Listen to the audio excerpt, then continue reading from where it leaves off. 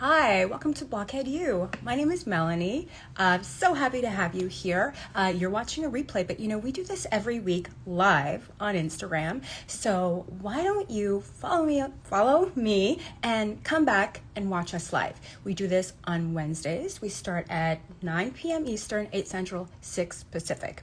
And I also have a co-host who I'm going to keep an eye out because she's somewhere in this chat. Hello to everyone who's joining us. I hope you are doing well. Please let us know whether or not you're at BLOCKCON. Were you at BLOCKCON this past weekend? Because it should be pretty obvious that that's going to be the main topic of conversation. Hi, everyone. Okay, let me see if Ashley, my pal, is here. Okay. Ashley. I was at BlockCon. Emily was not. I'm sorry about that. Tam Loves NKOTB was there. I know Tiffany in the city was. Deb was there. Megs was there in spirit. Yes. Jenni, I know, was there. Coca-Cola Jen most definitely was there. Okay. We had a really, really good turnout. Best weekend ever. You know what, Tiffany? I kind of agree with you. Teresa was there. Kelly says that yes, it was epic. I agree. Okay, Charlie was not. Hopefully next time. You gotta, work on your mom right now. Okay, Helena. Hey, Melanie. No, I wasn't there, but watched all of your videos and pictures. Amazing. Thank you. Okay, Ashley.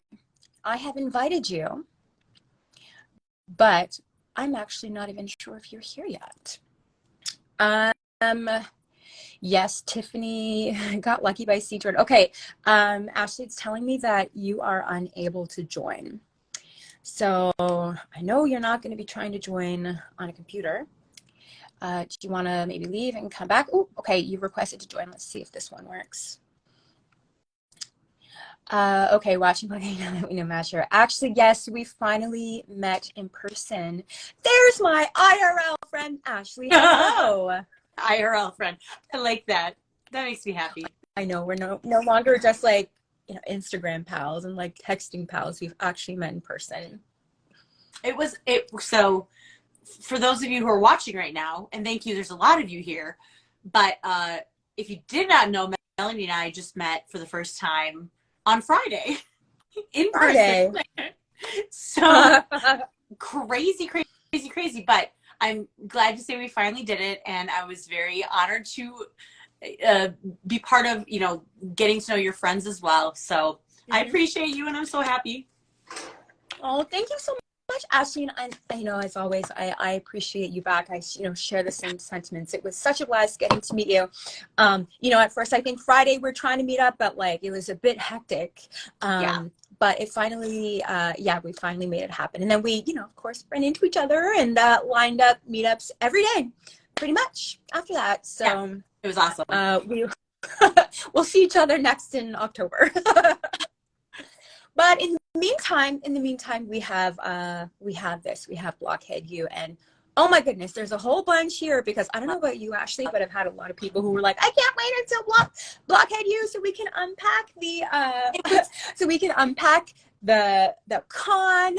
And for those people who weren't there, they want to hear us break it down. So we've got our work cut out for us. Maybe that's something to mention very, very quickly for everyone who's watching, but those of you who came up to us and said hello and everything, we're so grateful for your being here and our supporting us. It was really special. I think we were both a little overwhelmed. Yeah. A little, but it was fun. Yeah, but that's okay. Yeah. That's okay. We appreciate your support, and it's nice to know that people are watching, and people send us notes and messages and stuff and comments. But it's really nice to meet people in real life too, and put a face to the Instagram handle. Yeah. And a name if we don't know if we only know you by your Instagram handle. Yeah. Okay, yes, people can hear us. Great. Oh my gosh, okay, the Jean Jacket Girls are here. And look, the Jean Jacket Girls, they gave me a bracelet that says Happy, my dog's name. That was so sweet. Thank you so much. That was, yeah. just an example of like the blockhead love and people, you know, taking the effort to say hi to each other. I mean, not just us, but everyone getting to meet people they've never met yet or only on the internet. Yeah. And like taking the time to make something special, like Happy's name on a bracelet for you, is so sweet. Yeah. Yeah. Hold on. Should I we might talk have to. about should we get into like should we dive right into BlockCon? Because I've got my notes because it was a It was a lot. It was a lot. And I'm sure I didn't even, you know, capture everything. But I don't know, man. Like where do we start? Like do we break it down day by day or kind of like category by category? I think I And we've like also got some friends in the chat too that we can, yes. you know, we're going to be bringing in as I'm well. gonna turn a light on real quick, but I think I Okay. like how you I like the buy item conversation. Okay. This kind of opens it up to the people who are here to jump in on their favorite part of all of the little details. And I don't even Yeah. have it. If you weren't there, you gotta go next time. It was amazing. I'll be right back. Basically. Okay, you go turn on your light. I'll get started. Okay, so you know, Friday, and Thursday night, people were picking up their credentials, their lanyards, and they were met with an opportunity to see and purchase merch. So let's talk about what we saw at the merch tent. Obviously, there was a bunch of, yes, there was BlockCon branded merch. There was a few different t-shirts, including, like I saw, like a purple tie-dye one. There was that hoodie. I think there was a blue one. Was there anything else that just like that said BlockCon on it? Do you recall? Purple shirt that looked like it was Yeah, kind of like, what do you call it? tie-dye. Washed or whatever. Yeah, that Yeah. was really, really cool. No, I think one of the things, maybe we're going to mention it later, but the plushies of Blockhead. Yeah. We'll get to that maybe a little bit later, but So there was my dogs. you what? You want to get one of those for your dogs? I think so. Okay. All right. That would be a very, very expensive dog toy, but go you. True. That would last about 5 minutes with my dog. But essentially, you know, they really brought the robot, you know, emoji that's become the symbol for blockheads. They kind of, you know, leveled up with it. Yeah. And they gave it a body, you know, arms and a legs. Arms and a legs. That's it. Arms and legs. And they had like a little plushie. They had like the robot head. And then they also had the robot as like a character that a person was in it and walking around. And you know what? I never saw it. I never saw it the entire 3 days. Okay. So I'm obsessed and scared of mascots. Oh, so yes. It was a mascot. Yeah. Yes. So in the back of my head, I'm like, that's kind of freaks me out, but also like, I feel like that'd be the perfect job for me. I would love to be a mascot. Yeah, I never saw him. I'm going to make a Canadian reference, a shout out to my fellow Canadians, that basically that robot mascot was my Pokeroo, because I heard of him, but I never saw him. So I'm not entirely sure that it's, so Pokeroo is from a kid's show called The Polka Dot Door. Again, Canadian.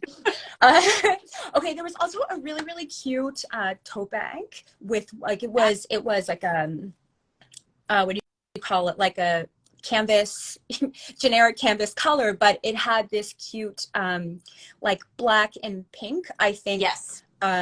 Image of the New Kids from back in the day. That was super cute. There was also, I think it was only available at Wahlburgers, but that jean jacket that had the Scully on the back.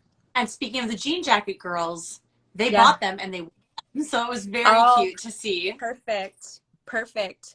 And then, okay, my favorite is that they brought back okay, I did see the mascot at the baseball game. Yes, okay, I stand corrected. But in terms of merchandise, my favorite part was definitely them bringing back those white individual, you know, profile pictures or whatever of the guys. Back in the day, because I used to have a Joe one when I was a kid, and I remember back in the day on the back it used to have their handprints. Yes. right? So it didn't have that, but on the front, it was those iconic images. Yeah, and their Yeah. signatures. Yeah. Well, and so it doesn't have the handprints or anything like that on the back of the t-shirt. Not saying anyone should like accost them and make them do it now because their handprints are probably a little different, but the shirts are super cute. They wore them on stage. They wore a lot of the merch on stage Yes. during the performances, which was very, very cool and also like brilliant. Whoever came up with that Yep. was like thinking dollar signs, like they really had it down. They must have sold so much merch. Crazy. Oh my God. It was crazy. Yeah. Yeah. So, it was crazy. Like, okay, Christina's asking, the OG shirts had handprints. What? I know I had a shirt with handprints on the back. Maybe it was a different one. I had a couple shirts. it was that Okay. shirt because I specifically remember I did not have the shirt, but I had a friend who had the shirt. And I remember putting my hand up against, this is going to sound so dumb, up against Danny's hand and seeing how my hand matched. Like how big his hand was. And I know. This was his hand, and then like this was your hand. Exactly. So that's my visceral memory of the original shirts. I have a very specific attached to it. So I bought myself a Donnie one, and Ashley, you're in possession of it because you're going to bling it out similar to the way that the guys wore it during the show, which was pretty cool. Yes, as soon as they walked out with those shirts and I like connected with those were at the merch stand, I was like, I gotta bling it, I gotta do it. And so I love to bling things. So I will be blinging you and I shirts. I have a Danny shirt, you have a Donnie. We'll have to wear them together during this. In October. Yeah. Oh, there you go. Yeah.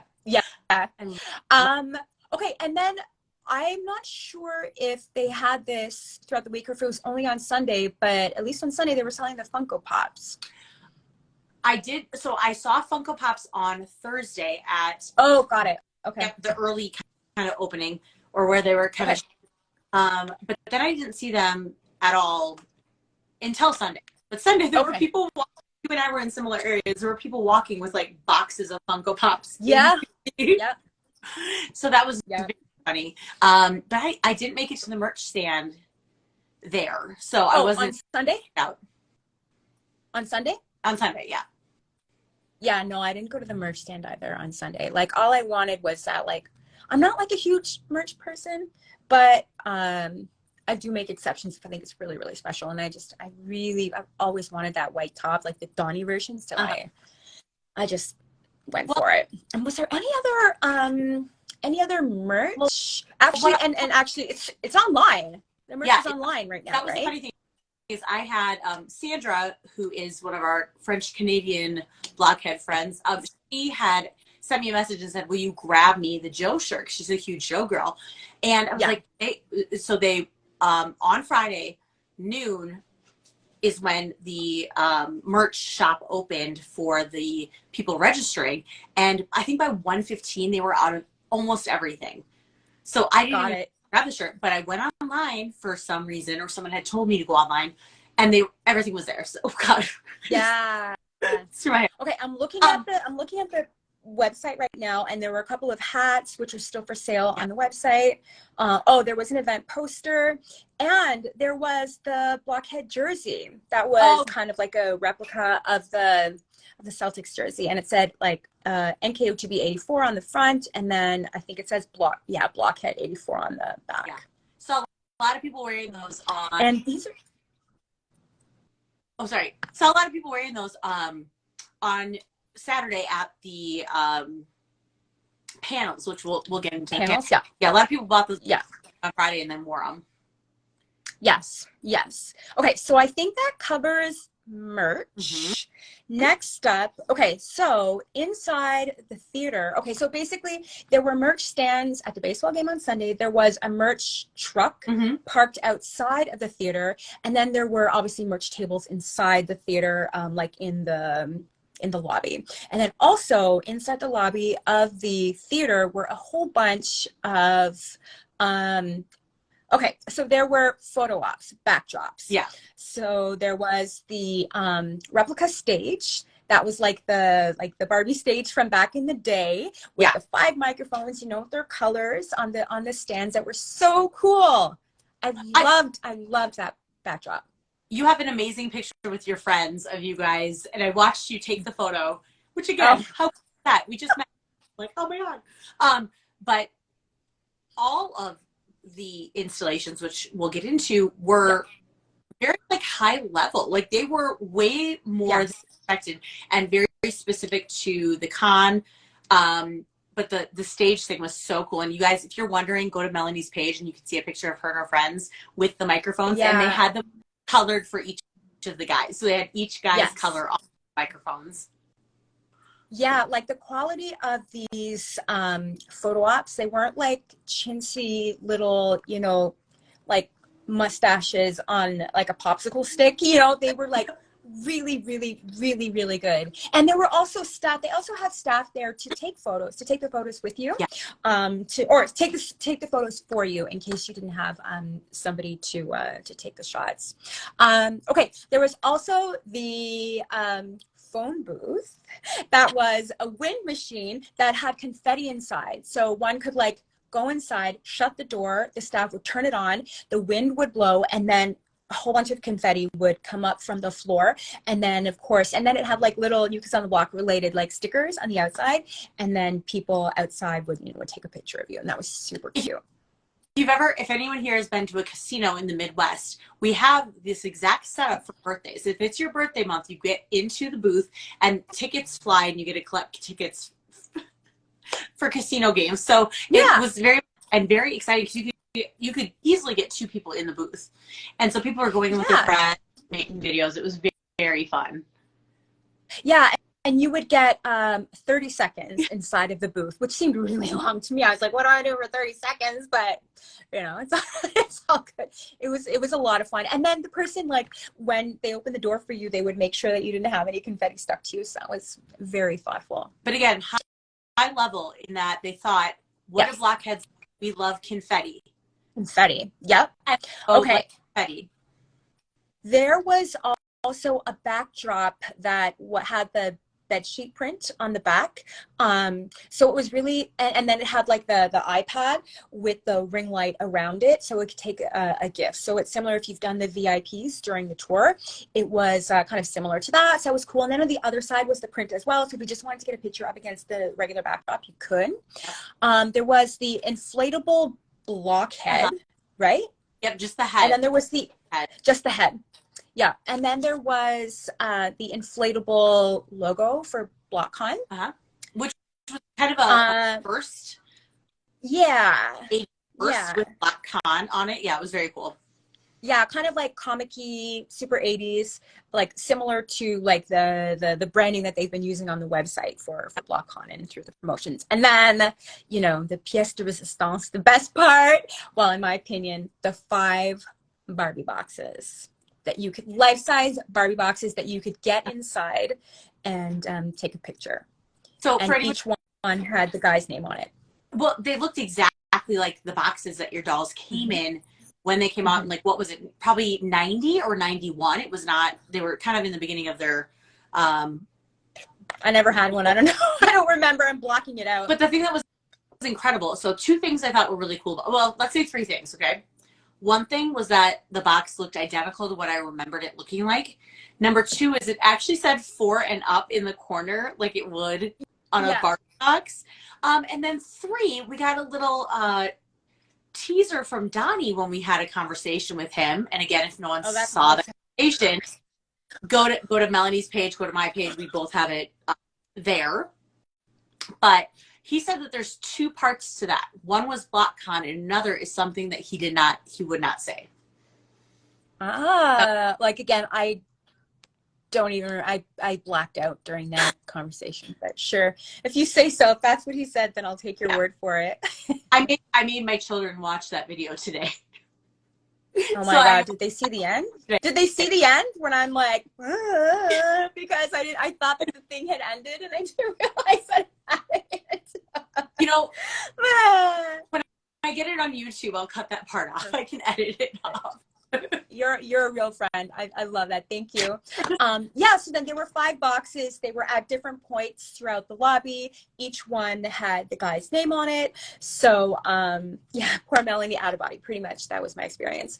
And then it was on Saturday during the lunch break between panels for so John, Joey, Danny, and Donnie came out and went inside their respective boxes and took photos with fans who also got inside the boxes with them, which was so cool. I didn't get one of those pictures though. I know, I didn't either. And while we were standing there, Joe went and ran up to the other boxes to take a picture with the guys, and that was fun to see. Okay, so when a friend of mine was in the box with Donnie, I was filming her. And then I was watching, like, as she was getting out, Joe pulled up and like took a peek, and I didn't even notice him. It wasn't until afterwards I heard like people screaming, and I was like, oh, damn it. So it's in my video somewhere.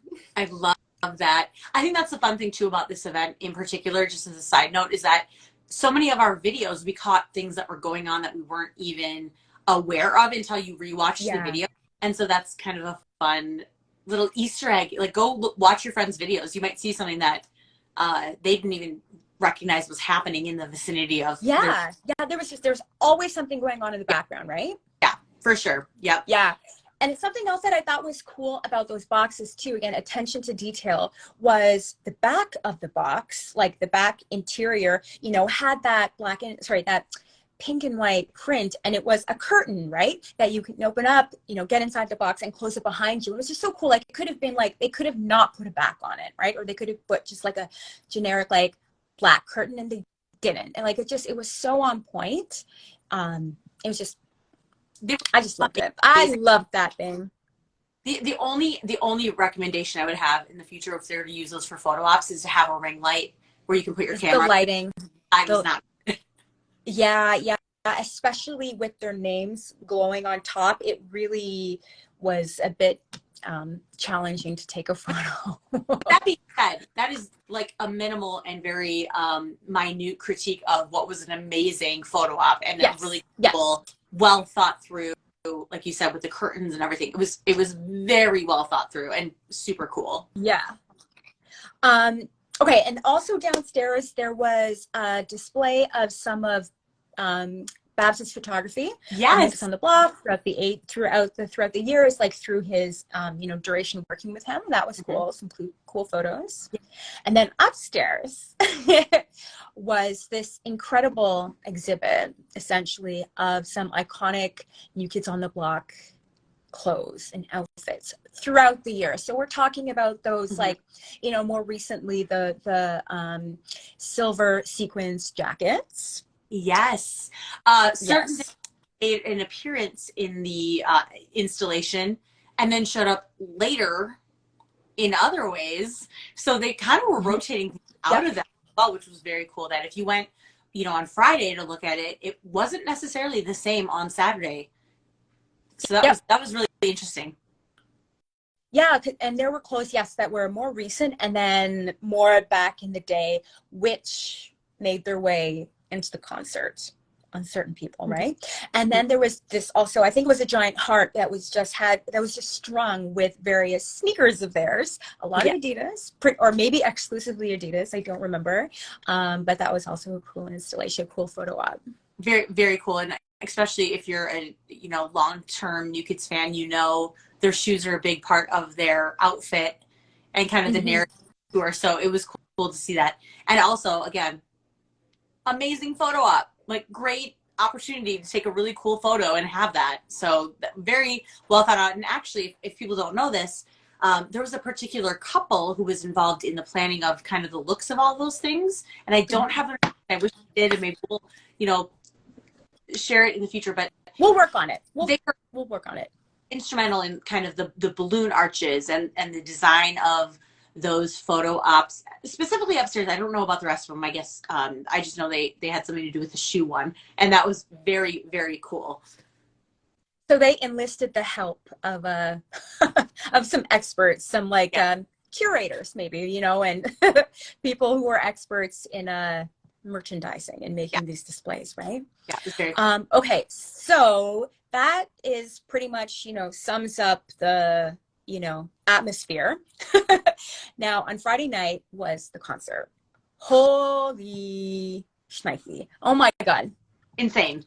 Yeah. There were songs that I never thought I would hear live in any capacity that they broke out and kind of exploded in my mind a little bit. Yeah. So going into this, I expected we would get the set list from the last tour, right?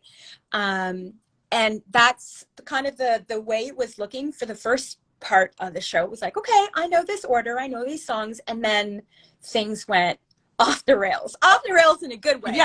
Okay, I've got the set list because they emailed it out again today.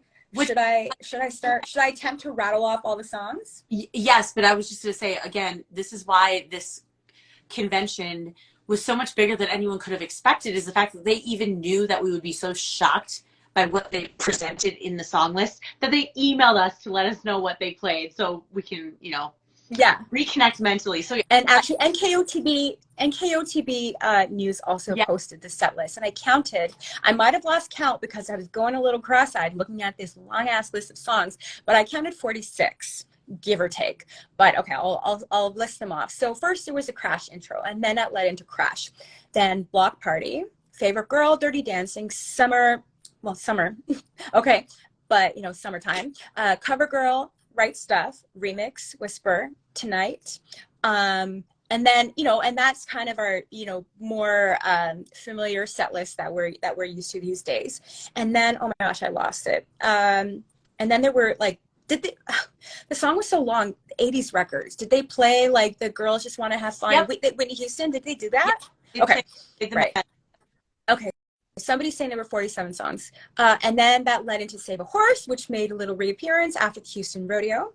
And then they were calling it the Total Mega Medley. So that's from a few tours ago. But I remember when NKOTB rapped Stop It Girl, Popsicle, I Want to Be Loved by You, and Didn't I Blow Your Mind?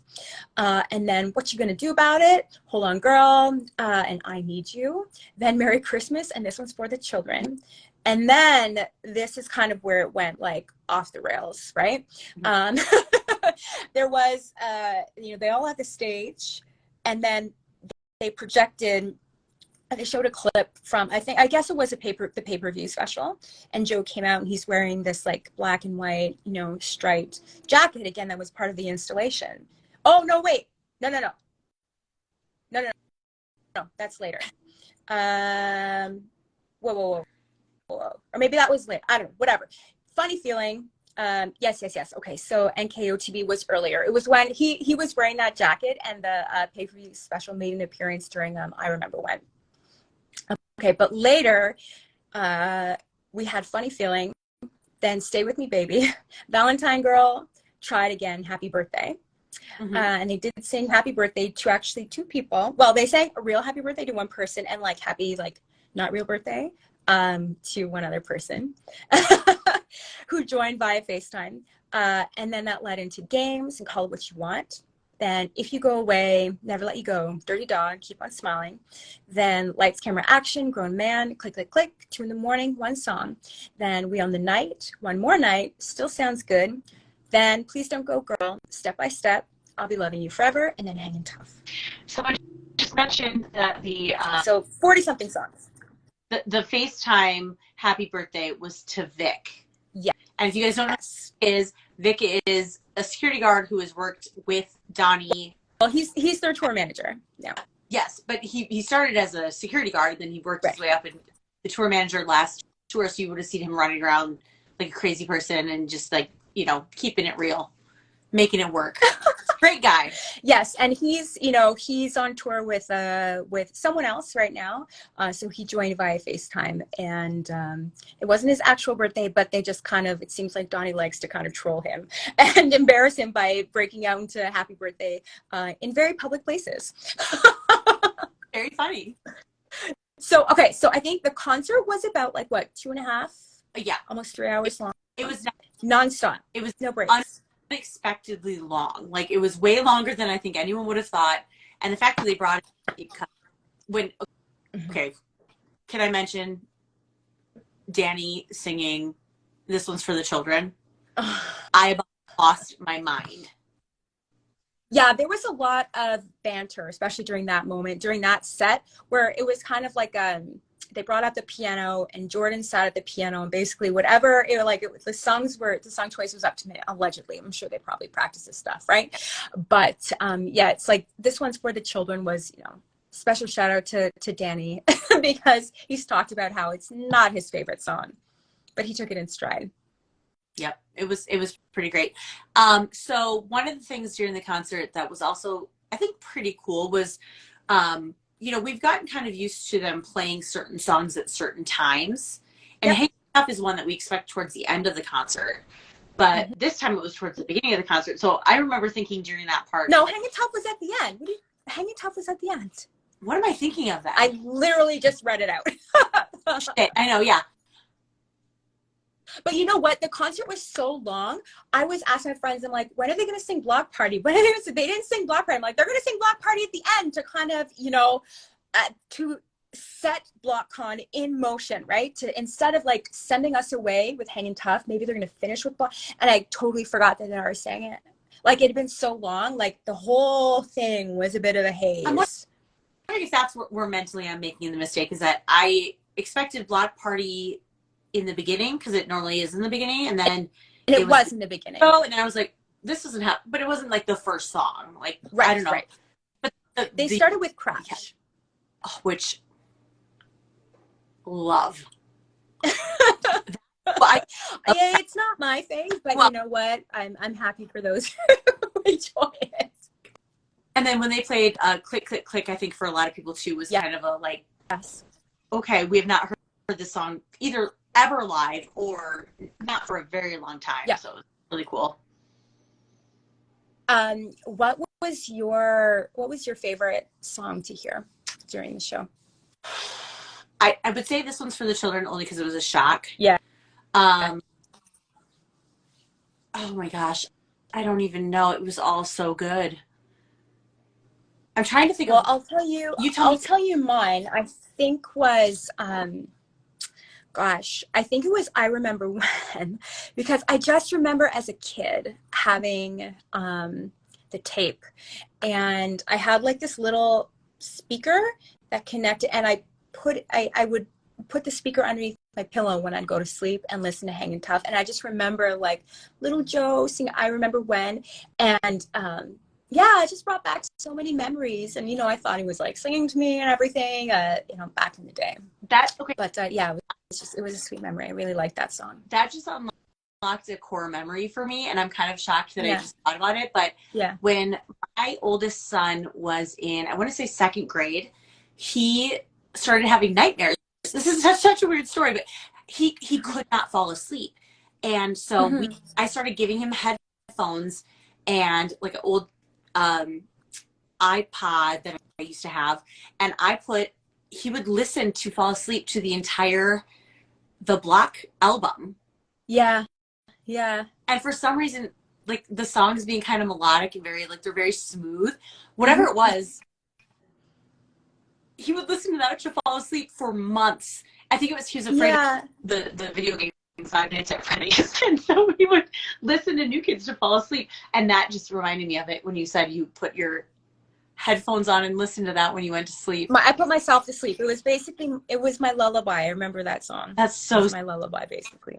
Yeah. And you're not alone. I mean, I wonder how many people out there in the comments like fell asleep to listening to New Kids. Yeah. So crazy. Yeah. So did you remember yet, or have you been able to pinpoint your favorite song, or are you still kind of processing it all? So I Want to Be Loved by You, I think, was probably it. Oh my gosh. And they changed up the lyrics. Their little individual sections, which was cute. They had a little bit of fun with it. Yeah, I think that was probably my favorite, because I didn't think I'd hear that in concert again. But also the when they're playful and they're kind of bantering off each other, like they're creating this energy. It's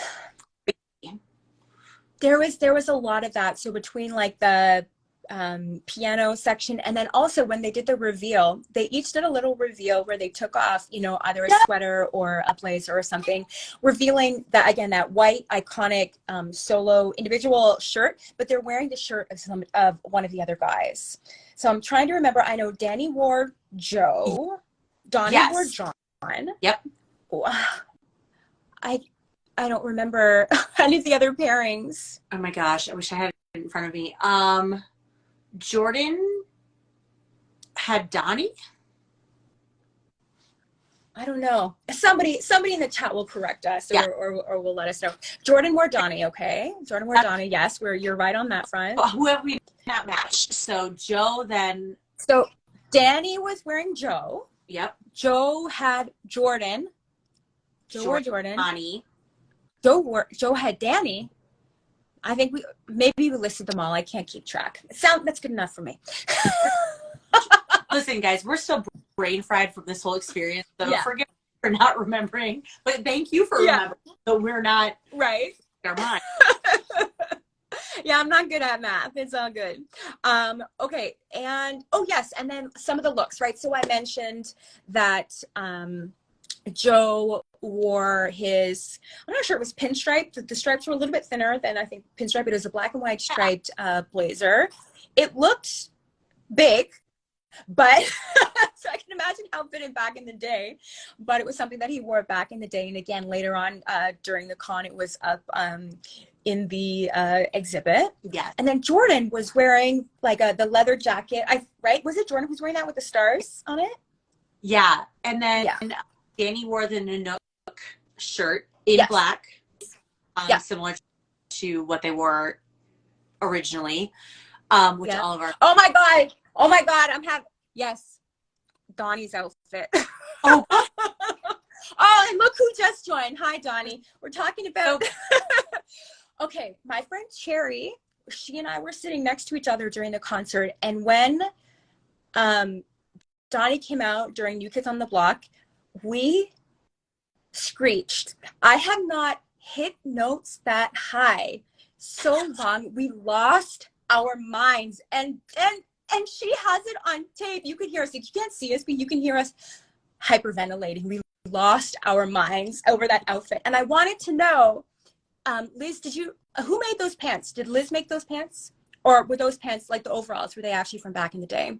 Because I feel like those pants are super Liz. I also think that I know she's here. Anytime any of us have ever put on overalls, we'll take one shoulder off and we'll be like, guess what I look like? Like in our heads mentally, we're like, I look just like Donnie. Like it's like a thing. That was that was epic. That was really incredible. We'll talk about Yeah.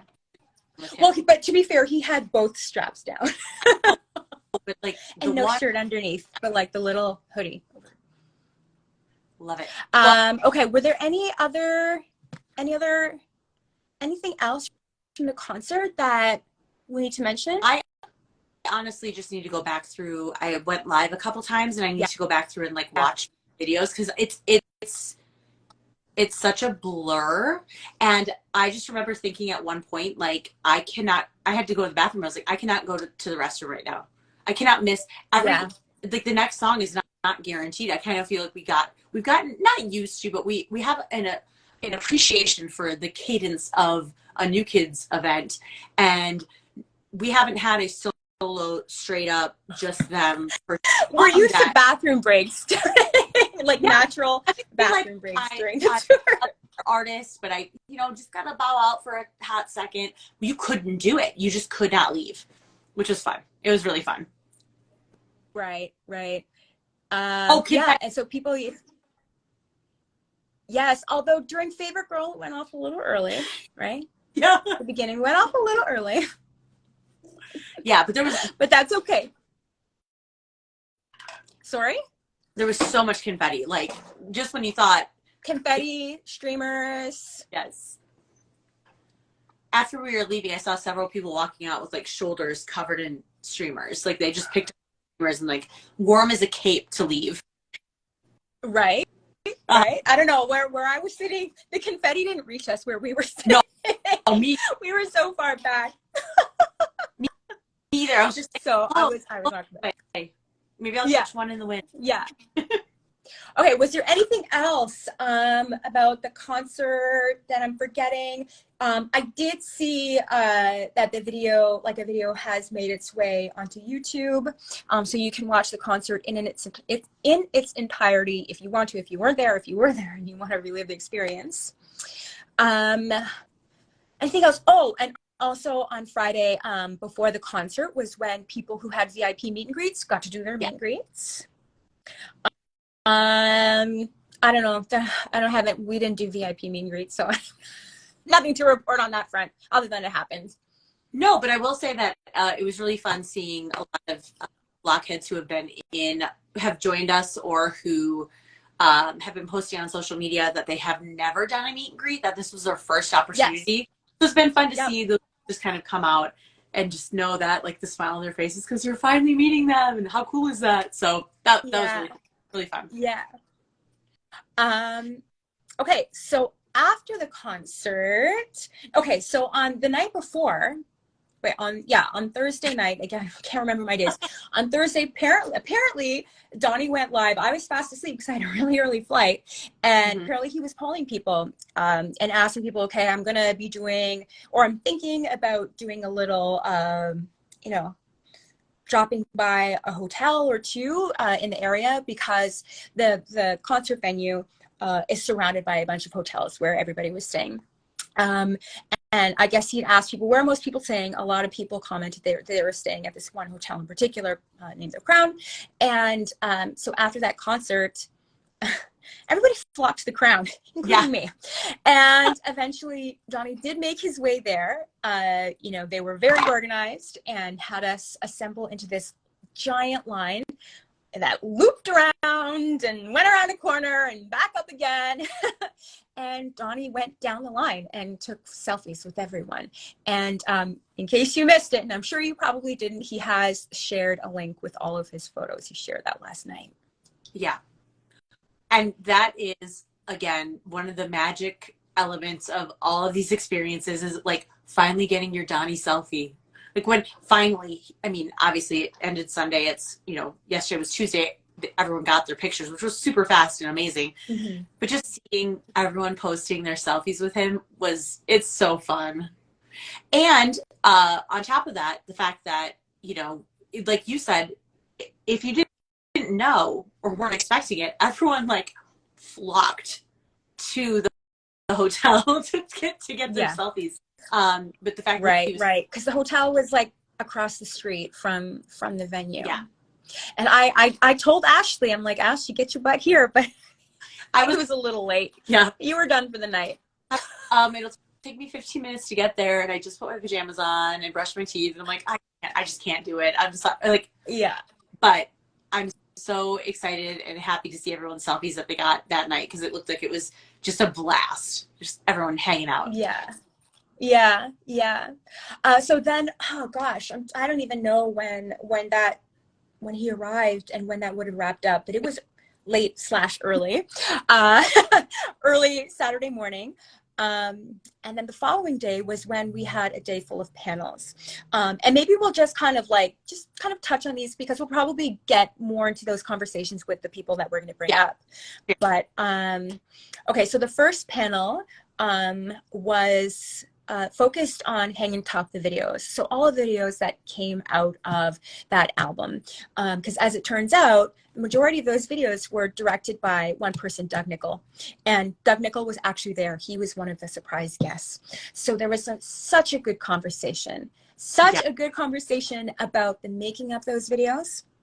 From a creative standpoint, technical standpoint as well too. Doug also shared and was projected onto the big screens so many backstage photos and videos that the guys had some of them had never seen. Yeah. I also think it was cool that they really dug into the kind of where they were at in their careers with each video. Yeah. This is one where we had just gotten started. We didn't know what to expect, to the last one where they, done this so many times with him and it felt different, and, to other directors having to come in and kind of help, because Doug himself is a very successful director and he does documentary. Documentarian, photographer. So just some of those things you would never think that you would know or should know.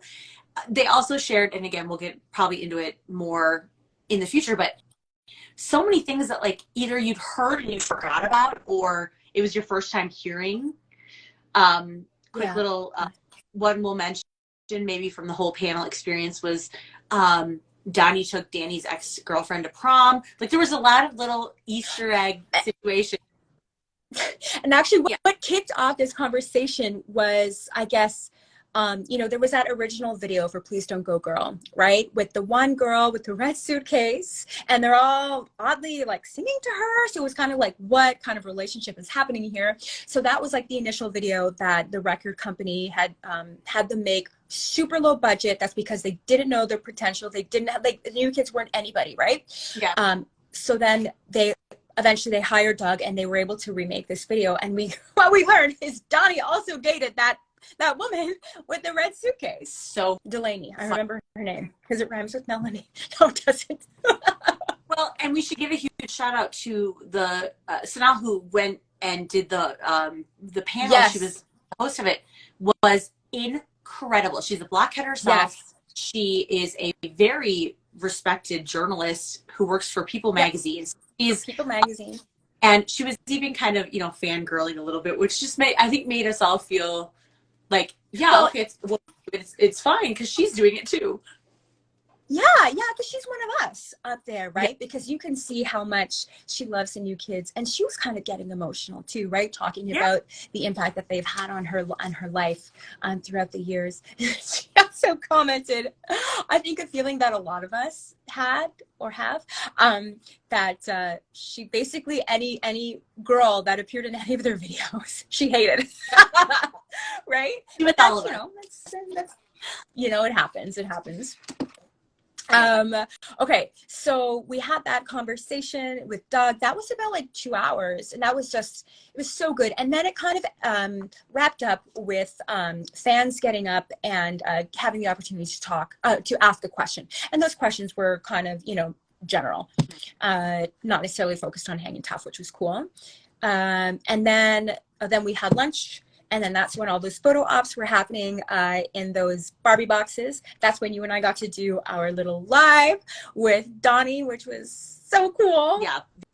Very, we physically see how, physically, we were standing there watching him go boop, boop, boop, doing all the photos, everything. So the fact that he carved out just a little AB time for Blockhead U and then mentioned that he's normally here, so he wanted to be live was special.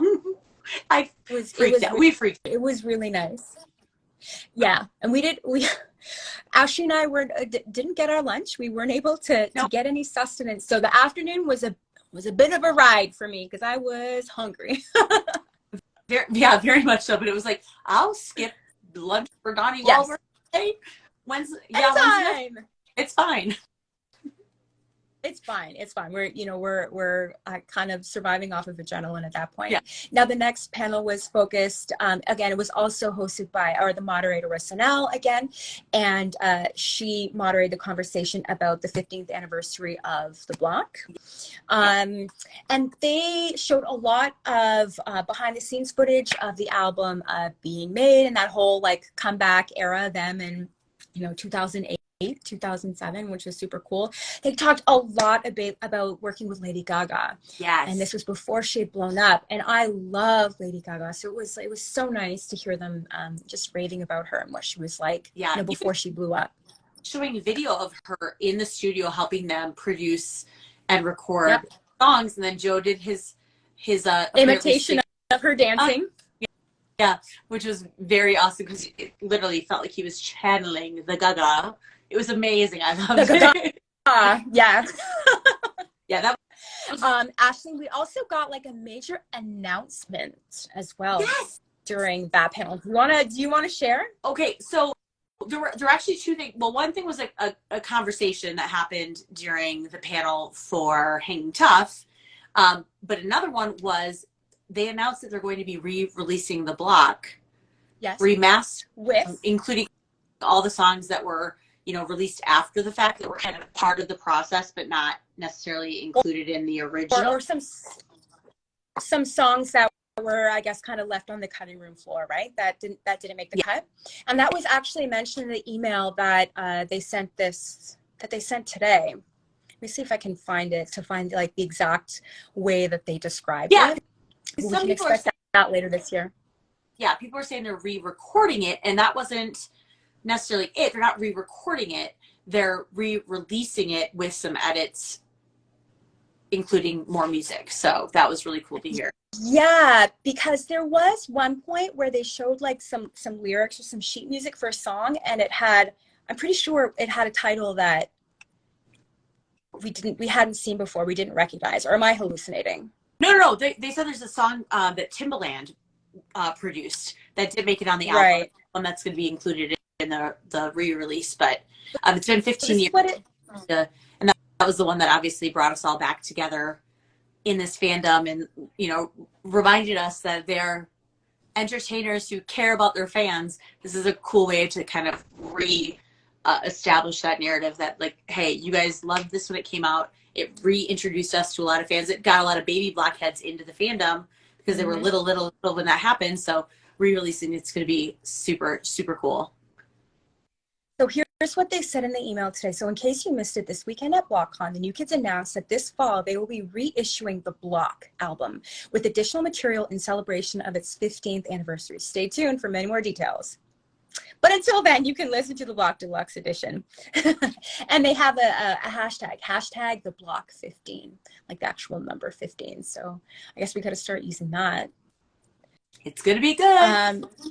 Was there anything else from that? Any major nuggets from that panel? Well, or maybe we can. The previous panel, they had kind of asked Doug if he would be interested in doing a documentary about making of Hanging Tough. All those videos. Yep. Like what we experienced sitting there listening to them talk, and they all really were kind of nudging him like, hey, we're in if you're in. And he straight up was like, I'm in.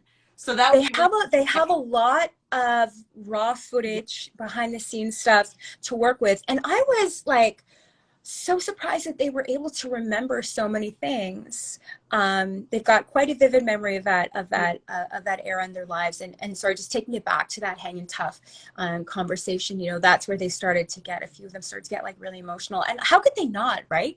Like if I were to look back, if my childhood was so well documented, to see some new images of such like an important time in my life, especially for them, like right before or as they were on the cusp of blowing up, like how can you not be emotional, right?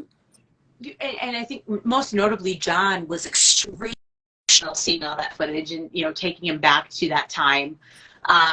They all got emotional though. They all really genuinely broke down at certain parts of it, just remembering like this was such a pivotal part of their existence and how we all came into their lives. So I know there's a lot of videos, but I don't think those videos capture being in the room and hearing it. But if you can find a video, it's still very memorable and very impactful emotionally. Yeah, Ashley, you know what, you're getting a little bit choppy on my end. I don't know if you want to flip over to like your data or something. Maybe it's just me, but let me you're getting a little choppy. Okay.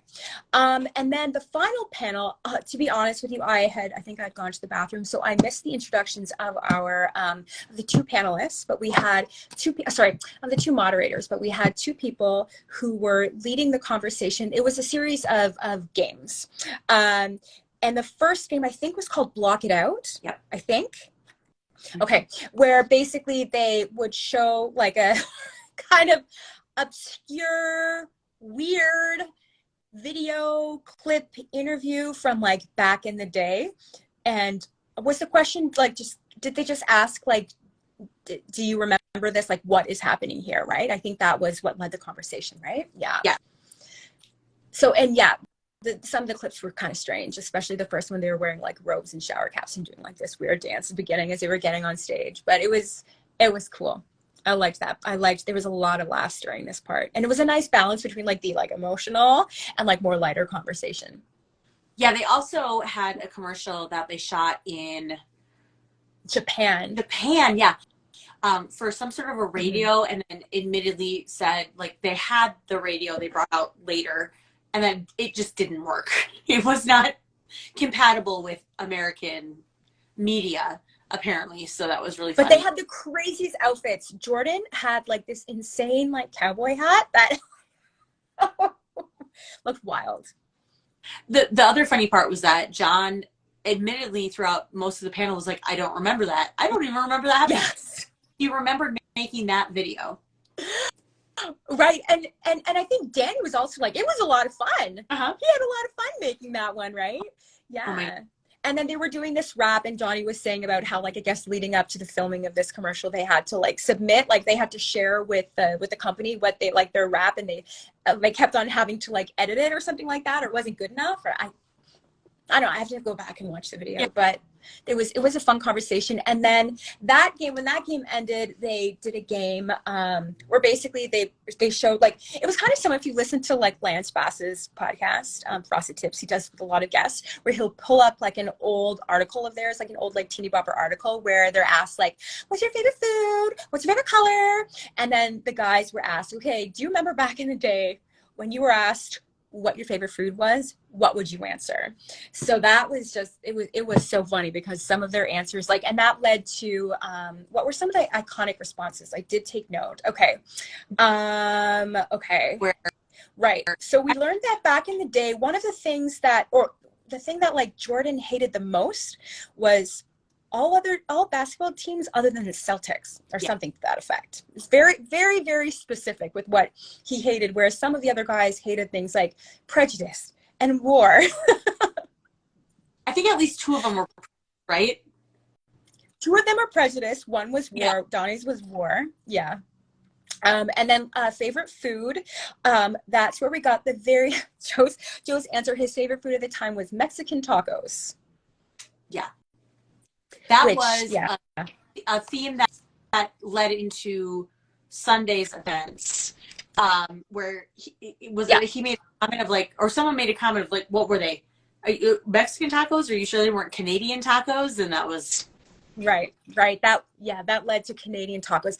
And like, honestly, that talk in particular, it was full of like innuendos and like, you know, anything that could be interpreted, you know, sexually or whatever, the audience did, and like had a field day with it. So basically the new kids couldn't say anything without and people having sick minds. Joe kept looking at the audience and saying like, you guys are, you know, I don't remember what he said, but he was basically like, you guys are like terrible. Like, I can't say anything. You turn it all into innuendos. And we all loved that. We laughed a lot at that because it's absolutely true.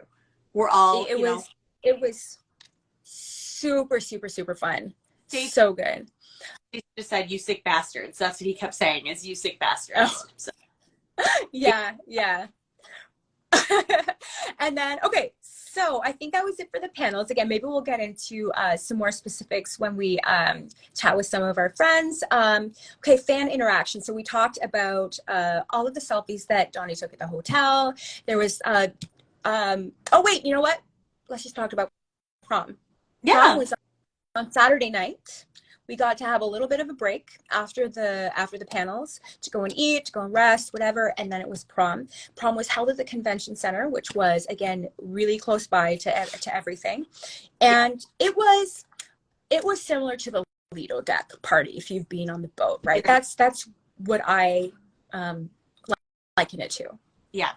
I would say the only thing that was different pretty specifically was there was actually room to just like stand in back and have a conversation with people. So the size of the space was amazing because you did have the feeling of the Lido deck up in front by the guys where like the party was happening. But you still had enough room to like go to the bathroom. Bathrooms were not like, you weren't waiting forever. It was, I personally liked the setup, but they also had a room that was full of balloon arches, like balloons on balloons on balloons, setups on setups. Lots of balloons. If your prom your prom. The lighting though, Yes. for these photos, yeah. It was It needs some dark. extra lighting next time. And thankfully, Melanie and I, when we took a few pictures, she was directing us towards the best lighting. So right. yeah, we weren't that's in the dark. That's my friend Cherry. You know, I'm learning her ways when it comes to lighting. Oh, and from Paris as well. She dropped some knowledge on us last week. Yeah. But yeah, so outside of the actual, like, where the prom was happening, again, in this, like, lobby or whatever, there was a, like, balloon arches shaped like hearts. You know, there were signs that said BLOCKCON, and then there was, like, a more traditional prom type backdrop. That one had a massive line. I did not go in that. And then inside the prom, there was a main, like, kind of permanent stage towards the back that the new kids would make an appearance on. There was, again, like, there was a like a riser kind of stage, a more temporary stage in the middle, and then there were some really teeny tiny small stages that I'm not even sure any of them spent like 2 seconds on, but they were also having challenges making their way through the crowds. It was getting a little bit chaotic, so they didn't spend a lot of time on those small stages. And then there was like food and drink as well for sale, so people could say, like, you know, hydrated. Yes. And on the stage, Jordan and Donnie performed Stingy, Which was probably the only moment that I rushed the stage. I was like, I gotta see what's going on here, because again, a song I have not seen performed live, most of us, unless you went, you know, back in the day. They also and in terms of what they were wearing suits. They looked very, very cute. They were replicating a poster of theirs from back in the day. Donnie had the backwards hat. He had the white high tops, like this white high top chucks, which was super cute, and like rolled up pants. And they recreated their photo from the 90s, late 80s, where they were in tuxedos. So that was kind of cool, and it's on their social media. So if you go to the New Kids Facebook or Instagram, you can see that photo, but it's pretty good. It's almost exact. Joey had a couple of costume changes. He came out in his Risky Business underwear and like little button up and his little socks, and he you know, shook his tush for a little bit. And then he came out again in a different suit. Now, was that look supposed to be like a Footloose? I got like a Footloose Kevin Bacon kind of vibe from that suit that he was wearing. That's what I thought it was. I guess maybe it was another video or something, but I don't recall a video where he wore an outfit like that. So that was my I mean, that's what I'm saying. It was Kevin. He was supposed to be like Kevin Bacon in Footloose. Thin tie and the like bluish. So it's a good look. He looked good. They all look good. It was amazing. Yeah. And during the prom, Danny was off to the side at a certain point, taking selfies with people. Yep. You got a picture, right? Nice. I did. I don't know how I missed it. I did not realize this was happening. I think I was already over to the side, and so I saw him standing there. So I was like, "Oh, I gotta get in line." So that was a very interesting. It was a very interesting moment because there were so many people. It was just like boom, boom, boom, boom.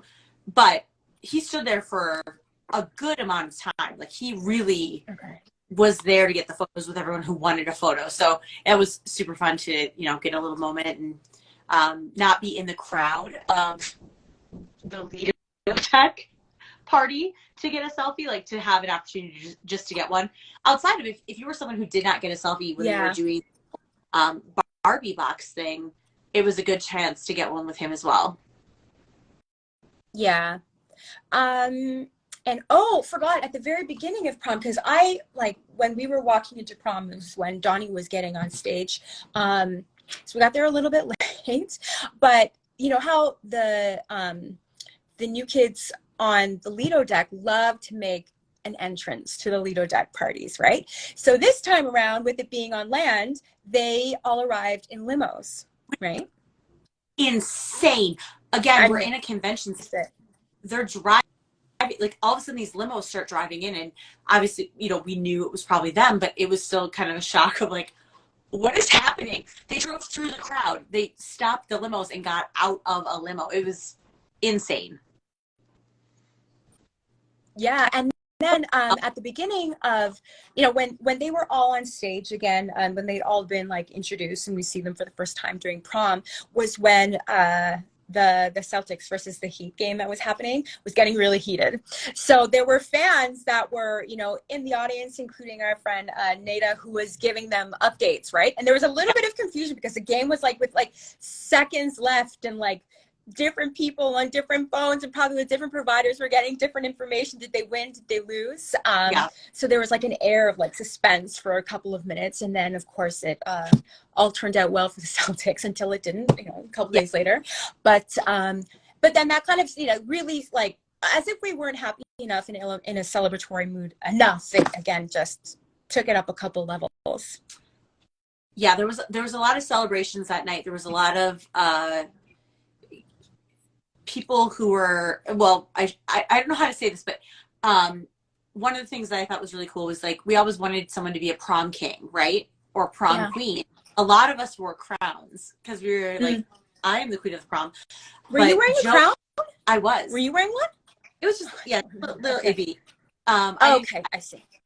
I gave a friend my big crown because I was not feeling it. But Joe brought up on stage, on the second stage, and again, we could talk about this more in maybe future lives with some of the people who were there, but he had 7 prom queens. 7 prom dates, one for every day of the week. Yeah. So that was also, he had like, had a moment with each one of them, like a little dance on the stage, which was super cute. Yeah. And they each got their own, like they had their own interaction with him along with their group interaction with him. So he was pulling people and dancing and if you knew any of the girls, it was kind of a, everyone was cheering very loudly for their friends. So that was really fun to see too. Living vicariously through them. Yeah. Oh, Kevin's here. Everyone's saying how he looked. And was Kevin wearing a Burger King crown? Is that what he said? I know. I think that was Dave. I think that's. I don't think. Yeah, somebody saying 3. Joey had 3 different outfits, 7 prom dates. Joey goes big. He does. And one of his outfits was a pair of underwears. Actually, he probably had a few pairs of underwears, like layered on top of each other. I don't know. And yes, our friend Kwan was one of the prom dates. Yeah. Yeah, she looked gorgeous. But super fun to see everyone's interpretation of prom too. Yeah. Not everyone showed up in 80s. Not everyone showed up in prom necessarily. People were, wearing jumpsuits or wearing, whatever made them feel comfortable. But that's the fun of a New Kids event. Like you don't, just because there's a theme doesn't mean you have to be on theme. Have fun. Right. And was it Donnie who polled the audience? Like, okay, how many people never went to the prom? For how many people is this their first prom? And like 3/4 of the audience said it was their first prom. And he was like, well, I'm not so sure, but okay. But even if it wasn't your first prom, it felt like a prom. Like I went to prom and this still felt very, very accurate for an American prom. Yeah. It was very cool. Yeah. Well, okay. So then that was, prom. That round, it had a hard finish at 1:00. There were people working the event, working the venue who had to get home. There probably curfews. So it did end at 1:00. It's not like it went into crazy wee hours like it does on the boat. So that's a difference. And then plus we also, had to get in a good night's sleep for the baseball game. Although we didn't know it was going to be a baseball game until we got there. But for the event that was happening the next day. So the next day, we were all to meet at Impact Field, which was, again, within a walking distance. It wasn't too far from, BlockCon kind of central where all the other events were happening. We were to get there around 11:00. And we filed into the stadium, took our seats, and just kind of sat there. Didn't know what we were waiting for. And then we saw them kind of setting up a baseball game. A little bit smaller than a baseball game, though. They were moving the play smaller than a softball game, too. Yeah. I know people beforehand were kind of questioning, are we to watch them play baseball? And in my head, I'm like, no way. That's not happening. And then it ended up being a super fun event where they didn't play baseball. Yeah. They played. So actually, Ashley and I went live a couple times on Sunday. And we did kind of recap what happened, but essentially what happened was there were two teams. The new kids divided, and they were each on separate teams. Each team was rounded out by some blockheads, some lucky blockheads who I think they were just chosen at random. Joe was on a team. They were called the Canadian Tacos. It was Joe and John, right? And then a bunch of blockheads. And then Donnie, Jordan, and Danny were on the swingers, joined by a bunch of blockheads as well. And they played a game of mushball, which is a local Chicago favorite. The ball is giant. Yes, and Tara, Donnie's assistant, also played on Joe's team as well. And she was definitely the MVP. She's amazing. Yeah, first base, killed it. Yes. Very yeah. Fun. So yeah, I think that what was cool about that is, you know, when they have fans involved, then all their friends in the crowd are so excited to see them out there doing their thing. So, you know, that seemed to give a good amount of energy to the crowd to cheer on their friends to be out there playing mushball and win. That was a really, really fun detail. And I have a couple of notes from the baseball game, or from the mushball game. Of course, Donnie got a home run, because of course he did. Also learned that Donnie's a switch hitter because I think he tried to, you know, to bat right-handed, and then he went to left. Frank, one of the security guards, served as pinch runner for a hitter for a batter who had a broken foot. Again, she came into the game already with the broken foot. She did not hurt herself during the game. Yes, I have a note that Tara was the total MVP. Danny was a pitcher. Mm-hmm. Joe also pitched. Joe was a lefty. I know. I saw that too. Awesome. Who would have thought? He batted right, though. I don't even remember Joe batting. Did he bat? You're right. No, he didn't. You know what? Again, the rules were very fluid. The scorekeeping was fluid as well too. We were there to just have fun. Okay, Tara is Donnie's assistant. Somebody's asking. Yeah. But yeah, we were. You know, it was just, and we played 2.5 innings. Maybe three, not really sure. There were breaks in the game. Oh, we had the national anthem at the beginning, was sung by Joe with electric guitar accompaniment. And then we also sang Take Me Out to the Ball Game. Yep. And we also sang Sweet Caroline. Sweet Jonathan. Yep, aka Sweet Jonathan. Oh, we didn't start. The way it started was the guys drove out in Donnie's truck. Yes. That was very cool. And then all kind of jumped out the back. He was driving. Frank was next to him, I assume supervising, but he drove the truck off later. But Sean Thomas also mentioned, Sean Thomas, who has performed as Joe's guitarist for his solo Joe shows in the past, was the guitarist who played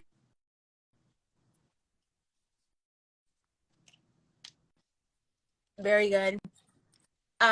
Somebody was saying that Donnie was at bat for 5 minutes. I think that's pretty accurate. Yeah, he was up there for a long time, waiting for the perfect pitch, I guess. Yes, Donnie and Danny did a little dance at home plate as well. They did a little dance to, well, were they doing the salsa or doing like merengue? I'm not really sure, but they were dancing to Despacito. My Dancing with the Stars knowledge tells me it was salsa, but that doesn't mean anything. Okay. It could have been something else. Okay. Yeah. Yeah, that was fun. And with the catcher of the opposing team, and she killed it. She was the entire game on top of every level. She did a really, really great job. It was fun. I think it took a lot of guts to get up there and to play the game, because I was like, geez, if somebody approached me and asked me if I wanted to play, I would be in like, it would be a real conflict, you know, because I'd be like, well, I don't want to embarrass myself because I'm afraid I would strike out. Nobody struck out. The ball is giant. But I'm also like, but I also don't want to miss up the opportunity to play like mush ball or baseball, softball, whatever, with the new kids, right? So shout out to them for stepping up and doing it, because it couldn't have been easy. Okay. So the end of the game kind of happened abruptly. We didn't know it was the last inning necessarily. But it ended with an iconic catch. Hello. What? Joe pitched the ball, somebody hit it, and then he had like this amazing one-armed catch. And really, how do you top that, right? It literally, you could not have scripted the end of that game better.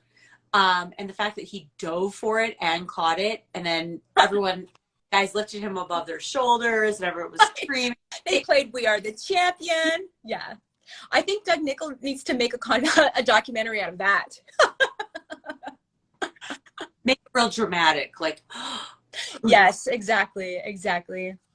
Okay, and then that was pretty much, and then they said their farewell. Oh, they also tried to assemble us all into like one giant picture. We did not get into the center. I'm not in that shot, but you know what? You win some, you lose some. So there was that, and then it wrapped up, and then they each said their farewell and said their thank yous to the fans, to each other, to their teams as well. The amazing team who planned this and executed it. Yeah. And then they said farewell. I would say even the city of Rosemont needs a huge congratulations. Yes. Thank them, because they put out all the stops to make sure that we were all safe and comfortable, and their security, their police officers who were there to help the event were helping us cross the street. Yes. So it was over all in all, like front to back, the hotels, the venues, the city, like really embraced us and made everyone amazing. Hey, there's Marcelo. Speak of the devil. We were just extolling all of the planners and the entire team who put on BLOCKCON for us, because it was such an incredible event. And initially it was compared to, it was called like the cruise on land, but it's not, like, it's so different. Like, I think the energy's a little bit different, like, because we can get away, right? Yeah. Like, we can get away to our homes for the weekend, so we can get a little bit of an escape, but because, like, the panels is what really sets it apart, right? I think for me, because there is so much like learning and information sharing, so it's kind of like a real convention, or a real like conference, right? Yeah, I loved that part of it. And of course the 2.5 hour 46 song concert just blew everything out of the water. I think as people who are 35-year fans, or even 10-year fans, 5-year fans, whatever, we think we know everything. So to be presented with an opportunity to learn or get a perspective on something that we thought we already knew was by and far and beyond something that I think shocked and was appreciated by everyone in attendance. That to me was really the opportunity there. Do we want to open up? And actually somebody mentioned WallCon. We forgot that on Thursday. Hold on.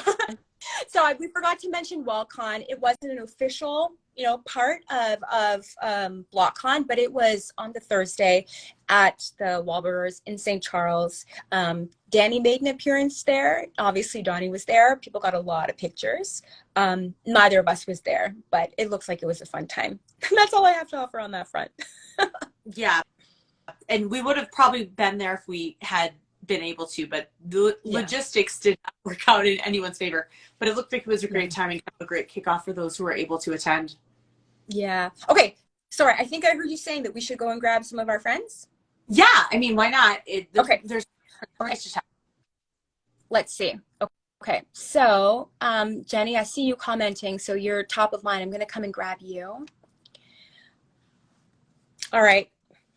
So we are going to hopefully bring, there she is. Hi, Jenny. It worked. Yay. It finally worked. I think the last time we tried to have Jenny on here, we had major technical difficulties. So we had the contingency plan, and but here you are, and we're so happy to have you. And now I can officially say that I've met Jenny. I know, I got to meet both of you, and I got bird flu, so just pardon my voice and my stuffiness. Oh my gosh. I was talking to somebody else who has bird flu too. Oh no. It's a real thing, right? So just bear with my voice, but it was so wonderful to meet you both. Yeah. Yeah, I'm and same too. And I'm so grateful that, you know, you screamed my name, you know, at the hotel as I was just walking out, because really after that, I didn't see you. Never saw you again. It is amazing. So I think that's like, out of that whole, there were 3,000 plus people there. The fact that we ran into each other is kind of amazing. Yes. That happened. But then also, like Melanie was saying, that I didn't see you again. You also didn't know when or if you would see anyone. So it was crazy. Exactly. So I saw Melanie at the Crown, and then I saw you at prom. Yeah. Prom was kind of dark though, so we could have crossed paths, but like not very true. It was dark in there. But I guess, you know, that's one similarity between BLOCKCON and the cruise, is that either you see somebody like a million times or else you've never seen, because I come back and I'm like, I didn't see this person. I didn't see this person at all. Yep.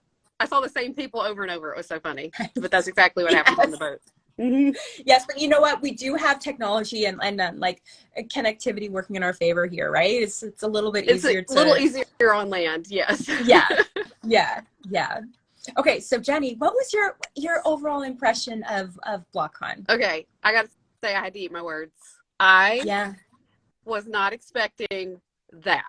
I've also never been to a con, so you know, I just know through friends like their con experiences. So I could already tell like this was going to be very different, and you know my expectations were down here. Let's be real. And I walked in there and I was like blown away by all of it. Yeah. I work in merchandising, so I was so excited about the merch and the way they had everything displayed. Like it was like my love language. They were speaking my love language. Yeah.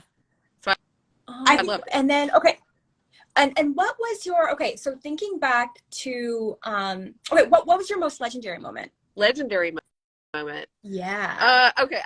I didn't do anything legendary, but I will say my favorite moment was getting to do prom again, because you know, my senior prom is not a great memory, and I just could not wait to dance with friends that I know like I'll grow old with. And that was not the case back in high school. And it just was, I mean, it was chaotic. I'm not gonna lie, but it was, to me, it was the perfect rewrite of my story. And I feel like now that's a positive memory for me. I loved it. That's amazing. Yeah. Was there anything that, I mean, you said obviously the theming of everything was kind of a surprise, but was there a moment that really stuck out to you as being like, wow, that was beyond my expectations? Like during the panels, like I was really not expecting those panels to be that amazing. Like the rapport that they have off of each other, you know, is incredible. And of course I knew that was going to be great, but I did not expect Jordan and Danny to get so emotional about I'll Be Loving You Forever. And that took my breath. Like I've never seen Jordan like that. You know, I'm a Donnie girl, and hearing Danny talk about how it was his mom's favorite song, like that was like a moment that really stuck out to me. And I was so thankful to be in the building. Yeah. That's a good no, that panel, the Hangin' Tough panel was my favorite for sure. And it was and I've only been a fan for 10 years, so like, you know, I didn't know a ton about that anyway, and it was just really special. Yeah. Now, during the concert, was there like a special, like, was there one song that you were, you know, so surprised to hear, so thrilled to hear? Okay, so I have two. I can't pick. Yes. So I'm a huge Cowberg fan, and when he came out in that cowboy hat, like I literally had to get my fan out. Like there's video of me with the fan. I was like, oh my God. Yeah. You know, I look like a... Because you were not at the rodeo then. No, I was not at the rodeo. So I had not gotten to experience that song.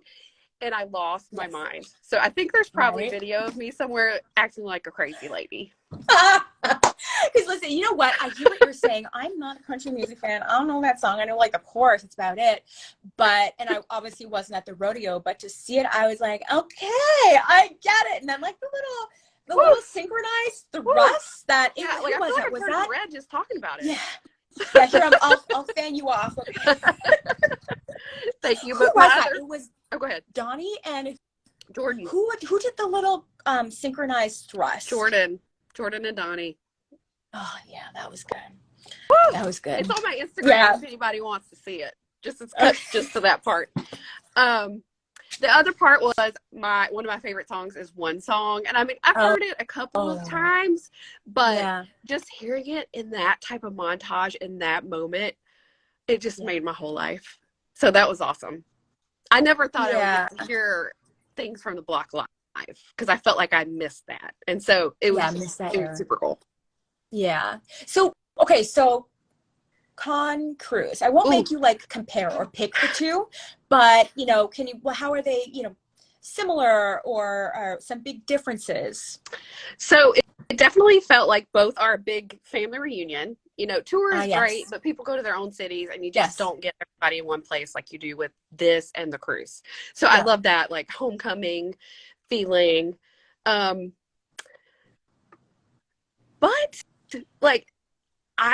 like the thing I like about the cruise is I don't have to worry about cars and walking so far and there's what are we going to eat for dinner. Like I just walk up and there's dinner. You know what I mean? Yeah.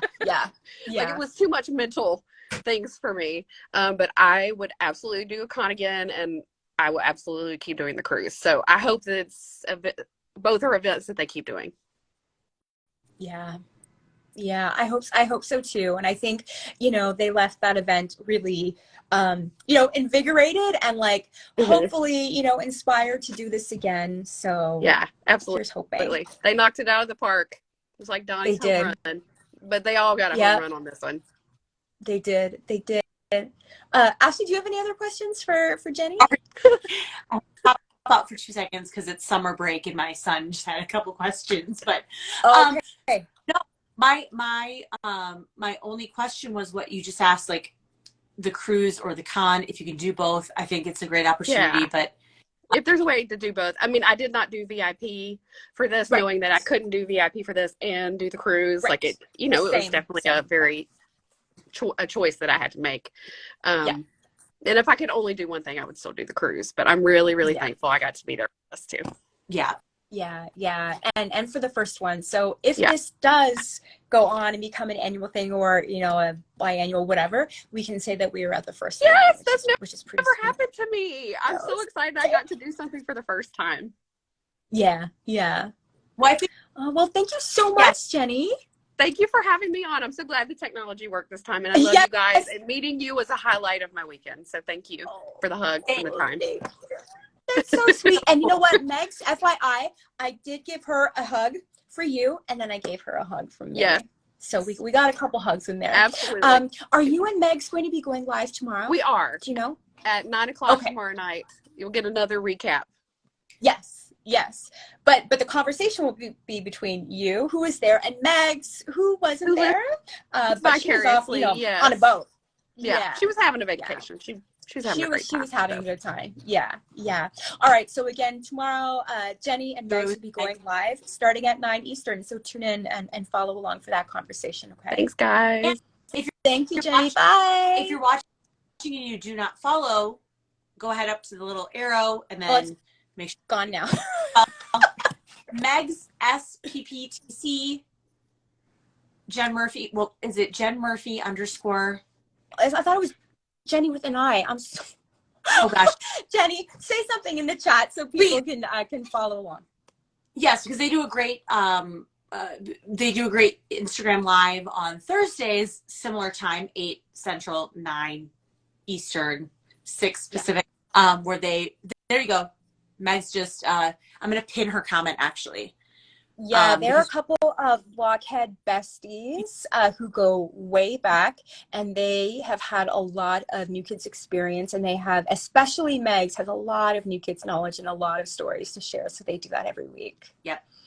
All right, should we grab somebody else? Yeah. Okay, Deb, I'm coming for you. Let's see. Deb, it's your turn. Let me find you. Again, another person. Since you just said something. We're grateful enough to meet a lot of people who join us every Wednesday or have been on with us on Wednesdays. And one of them was the beautiful Deb. Hi. Hi, Deb. Oh, wait, let's fix my camera so you can see my home office. What? Yes. I love this is her office. when she has work meetings from home, her colleagues, her boss, are seeing that picture of Joe. I love it. It's true. And actually for tonight, I got this shirt remade. So for those of you in New England, this venue does not exist anymore, but this will be on GPS night because it's the first venue I ever saw them in on no way. 8/9. So yeah. Okay. Deb. Yes, dear. How was your BLOCKCon? How do you summarize it? Well, let's see. The resting heart rate is about 60. Right now we are in the triple digits just thinking about it. I mean, it's like in some ways I'm speechless and in some ways I just completely word vomit. You have all the words, yeah. All the words. Because, I say I'm a 48-year-old unapologetic New Kids fan from day one. Mm-hmm. So I think that, Jared, Paul, and the whole faculty team and everybody that was involved with putting this on, holy shit. They did such an amazing job of speaking to those of us that knew them then and bringing those that have just met them now into the fold. And cool that we got to learn new stuff that we never knew existed, right? They were learning things about themselves, right? Yes. The fan experience, when we saw those words on like the website of like buying the ticket, I'm like, fan experience, what is that going to look like? Okay. It was pretty incredible. It celebrated us and we got to celebrate them, and that reciprocal positive energy just flowed back and forth. And it was so great to see people that I either just briefly met on the cruise last year, which was my first cruise, or like how much was I like, we still haven't met Ashley. We made sure to find a way to give each other a big hug. I got to give Jenni a big hug, and Megs, we have not met, but I gave her a huge hug for you too. It was wonderful to meet new people. There was this one guy that we met that was there by himself. He was around age. He is a fan and was there by himself. And we're like, okay, dude, like, come and hang out with us. And by the end of the first conversation the first day, we got him to sign up for the wait list for the cruise. So we are going to get him on the boat. He and his wife are going to join us. I would love to see what the wait list for the cruise look like on Friday versus what it looks like right now. Right? I mean, every time we think they can't impress us anymore, they do.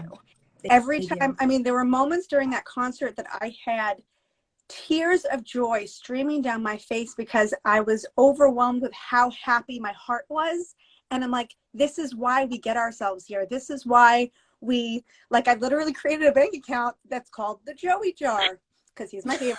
And I just, it's like I put all my overtime in there. I do all that, right? Like we do what we have to do. And for those that can't be there, we all try to share to say, come with us virtually, celebrate, we try and be so inclusive so that, because we can't do everything, right? Yeah. So, I can go to the rodeo. I'm not going to California. I'm certainly not going to Europe. But for those of you going to Hyannis, I will see you there. So are you going on this duck boat thing? What's funny? So I responded to Joe's like, hey, whatever his call to action on Instagram was. And I was like, dude, I really worked for Boston Duck Tours in the early 90s. I literally worked in the early 90s. I worked for Kiss and Jamin for 8 years. I worked for both of those entities. And I think because he has no idea who I am, he doesn't see my stuff. So I haven't heard. So I don't think so. But if need be, I would take a mental health, just say. I mean, I'm on vacation. I actually haven't even gone back to work yet. So what I learned from the cruise is I have to take a couple of days off to recuperate. So I stayed an extra day and didn't get back till after midnight on Monday night. Yesterday, luggage, not luggage didn't leave the suitcase. I was luggage on the couch all day. It wasn't today I got back to my workout, got the laundry done, went food shopping. Okay, tomorrow I go back to work. Yeah. Right. Real life starts tomorrow. Real life starts tomorrow. And I understand not everybody can do that, but I think that what sticks out to me, and I was saying this to a few people, was their capacity for genuine human connectedness on such a vast level. Like how many people come at them intensely and how they process that. Like, I mean, I understand it's like their job, right? But just on like a human level, like how do you do that? Like, so I just feel like their capacity to make us all feel seen and feel heard and feel appreciated as much as we appreciate them. Again, it's that reciprocal. Right. And so if anyone it's not something that they've been doing for 5 years or 15 years. This has been like the majority of their lives, right? Which is so mind-blowing. I also think there's a level, there's a level of artists who feed into their fan base because they know it feeds them back, maybe monetarily. And there was a feeling this weekend of a gift, that we were being gifted this experience because of what we've invested emotionally, and they emotionally gave that back to us too, which was, to me, probably my favorite thing about the whole event. Like you're saying, it's not just we've all been here, and it was like a thank you. And I mean, how did we feel when Donnie teared up at that show? He was saying how lucky is he, but how many times have we felt how lucky are we that we chose them, right? How lucky. I've been going to shows since 1989. Like I remember you, like we talked about this back in January. Like I remember going to Face the Music and like, oh, where's John? Oh, like it fed my soul, and it makes me want to go to all the things. And I love that I got to like see both of you together. Like that was a huge gift. It makes me super excited for all the shenanigans that we're going to have on the boat. Oh boy. Are you feeling any of this ABCD, this after BLOCKCON depression? How are you feeling after this? No, because I haven't come back to work yet. Right. Yeah. I will tomorrow, and like I actually check my inbox and start actually doing real life again. But I also have Hyannis to look forward to. Yeah. And I'm pretty sure my good friend Carly has convinced me, for those of you going to the Iowa State Fair, apparently I'm going to Des Moines this year. Yes, Ashley's going to that. See you in the pit. I've never done a pit. Like I've never done a meet and greet. I've never bought a bar stool. So I guess I'm doing a pit. I am not pit, so I won't see you in the pit, but my sister is coming with me, and she has some long-term kind of stuff, so she cannot stand that long. So we're going to be doing Grace Webb, who's joined us on Blockhead U before. Myself, my sister, and then several friends are driving down. We're taking a road trip. So we will see you in Des Moines, though. I will find you. Yes, we will find each other, and we will definitely see each other. And I've loved meeting Becky Nuggets in line at the prom for a drink. Yes, girl, I will see you in Iowa. We will figure out a way to rendezvous.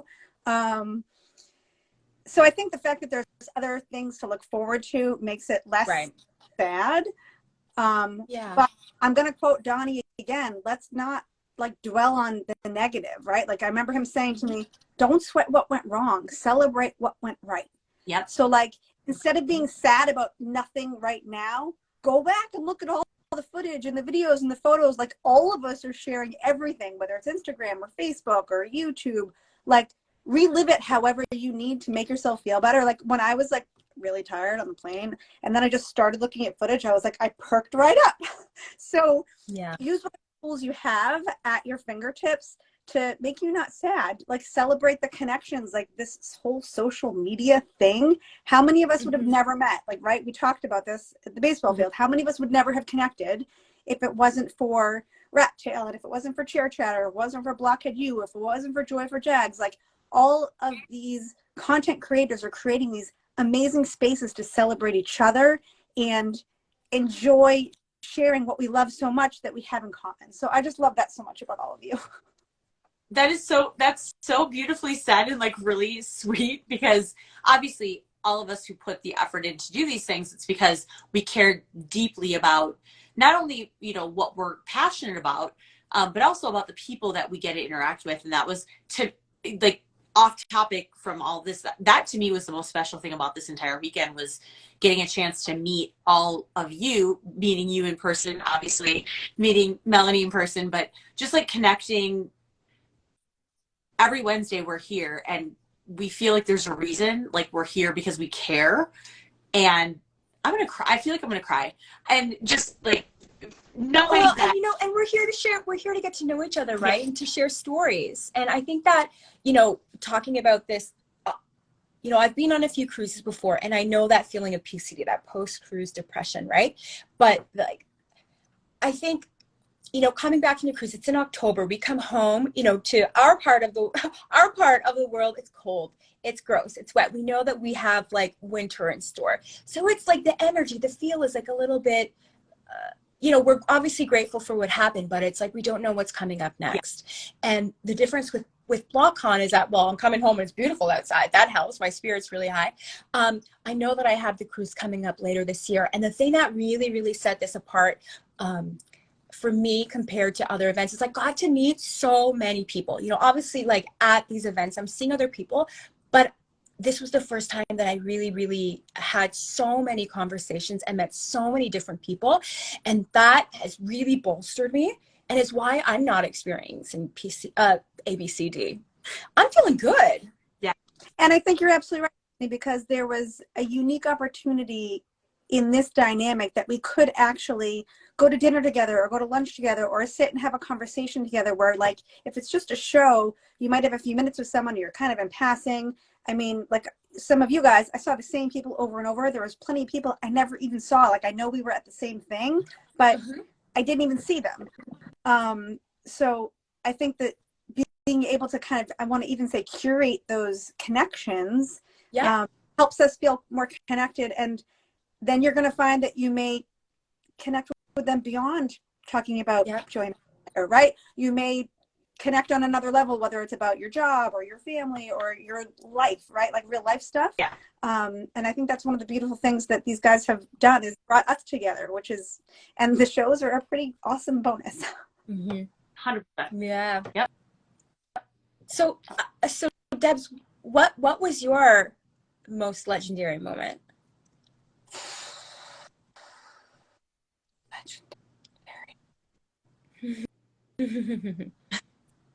I don't know if it was really legendary. It was just the conversations and connecting with people in real life that I hadn't met, that I felt to online, that they were exactly who they were in real life. And I hope the people that I met felt the same way, because I feel like I'm very, what you see is what you get. You know, I've seen a lot of the chatter online about a lot of the negative stuff that what happened, but I don't even, like, I almost like have like an imaginary bubble around me and I just deflect it. Like, if it doesn't serve me in a positive way, you don't get to come in. So I just feel like we draw those to us who are like-minded or who feed the energy that we give off. And to me, that's a beautiful thing. That is almost like Donnie talks a lot about energy, right? He talks a lot about that unspoken thing that you have to be present to experience. And I feel like it's not just one thing, it's pieces of all of it, right? Like, it was meeting Teresa, it was meeting the Jean Jacket girls, it was meeting, you know, Brianna, and getting to just see so many people who I've seen online, but here we are and we're actually hanging out, and it's beautiful. And also people that you never met, that you were like, you know what, you were meant, Scott, you were meant to be in our lives. He's the guy, we're going to get on the boat. We're going to convince his wife it's going to be a great time. So I don't think it was any one thing. But man, when they put out those videos of, like, I don't know if it was the Hangin' Tough Live video, someone's going to correct me, but whatever video Joe wore that black and white jacket in, did you guys notice that he came out obviously in the same jacket, but he was physically doing the exact same choreography, same moment, and the hat drop, I was like, shut up. Like, so many people, I'm not posting a lot of the videos because I'm screaming over them with such excitement. Or like, I actually did do, Carly and I love doing the games drop together. So it's very ugly and I'm so overzealous and I didn't care. I was like, this is real, it's raw, and this is living in the moment. And I think that's the stuff that we celebrate. So I don't think it was any one specific, you know, thing, but it was just a little bit of all of it. And I would do it 1,000 times again. So during the concert, what was your favorite part of the show? Or was there a song that kind of took you by surprise that you've like always wanted to hear, or that you wanted to hear again? It's because it's been a while. There was a lot of songs that I never thought I would hear live, because there were ones that just wouldn't hear on the radio, like, right? So I worked in radio for decades. And if you know anything about commercial radio back in the day, you have A rotation, B rotation, C rotation. If there's a song in A rotation, it's playing like 3 times an hour. Like, you are sick of hearing it. But there was so many songs that I loved from having the cassettes and then the CDs that I wore out, that I knew all the words and that no one had ever heard of. And I was like, holy shit, they're playing that live. Like, I never, did they Stay With Me Baby in a concert before? I don't remember that. Oh. I was like, what? I remember Donnie performing it on the cruise once. Yeah. But like to his track, like the track was already playing and he was like singing on top of it. But at a concert, I don't know. And of course, all the really early stuff, like when Donnie is rapping and you're like, how does he even remember the words to that? Can we just talk How does he remember all the raps? Okay, but conversely, can we just have a little love and endearing like hug for, I love the fact that John pulled out his cell phone and was reading the lyrics. I was like, shut up.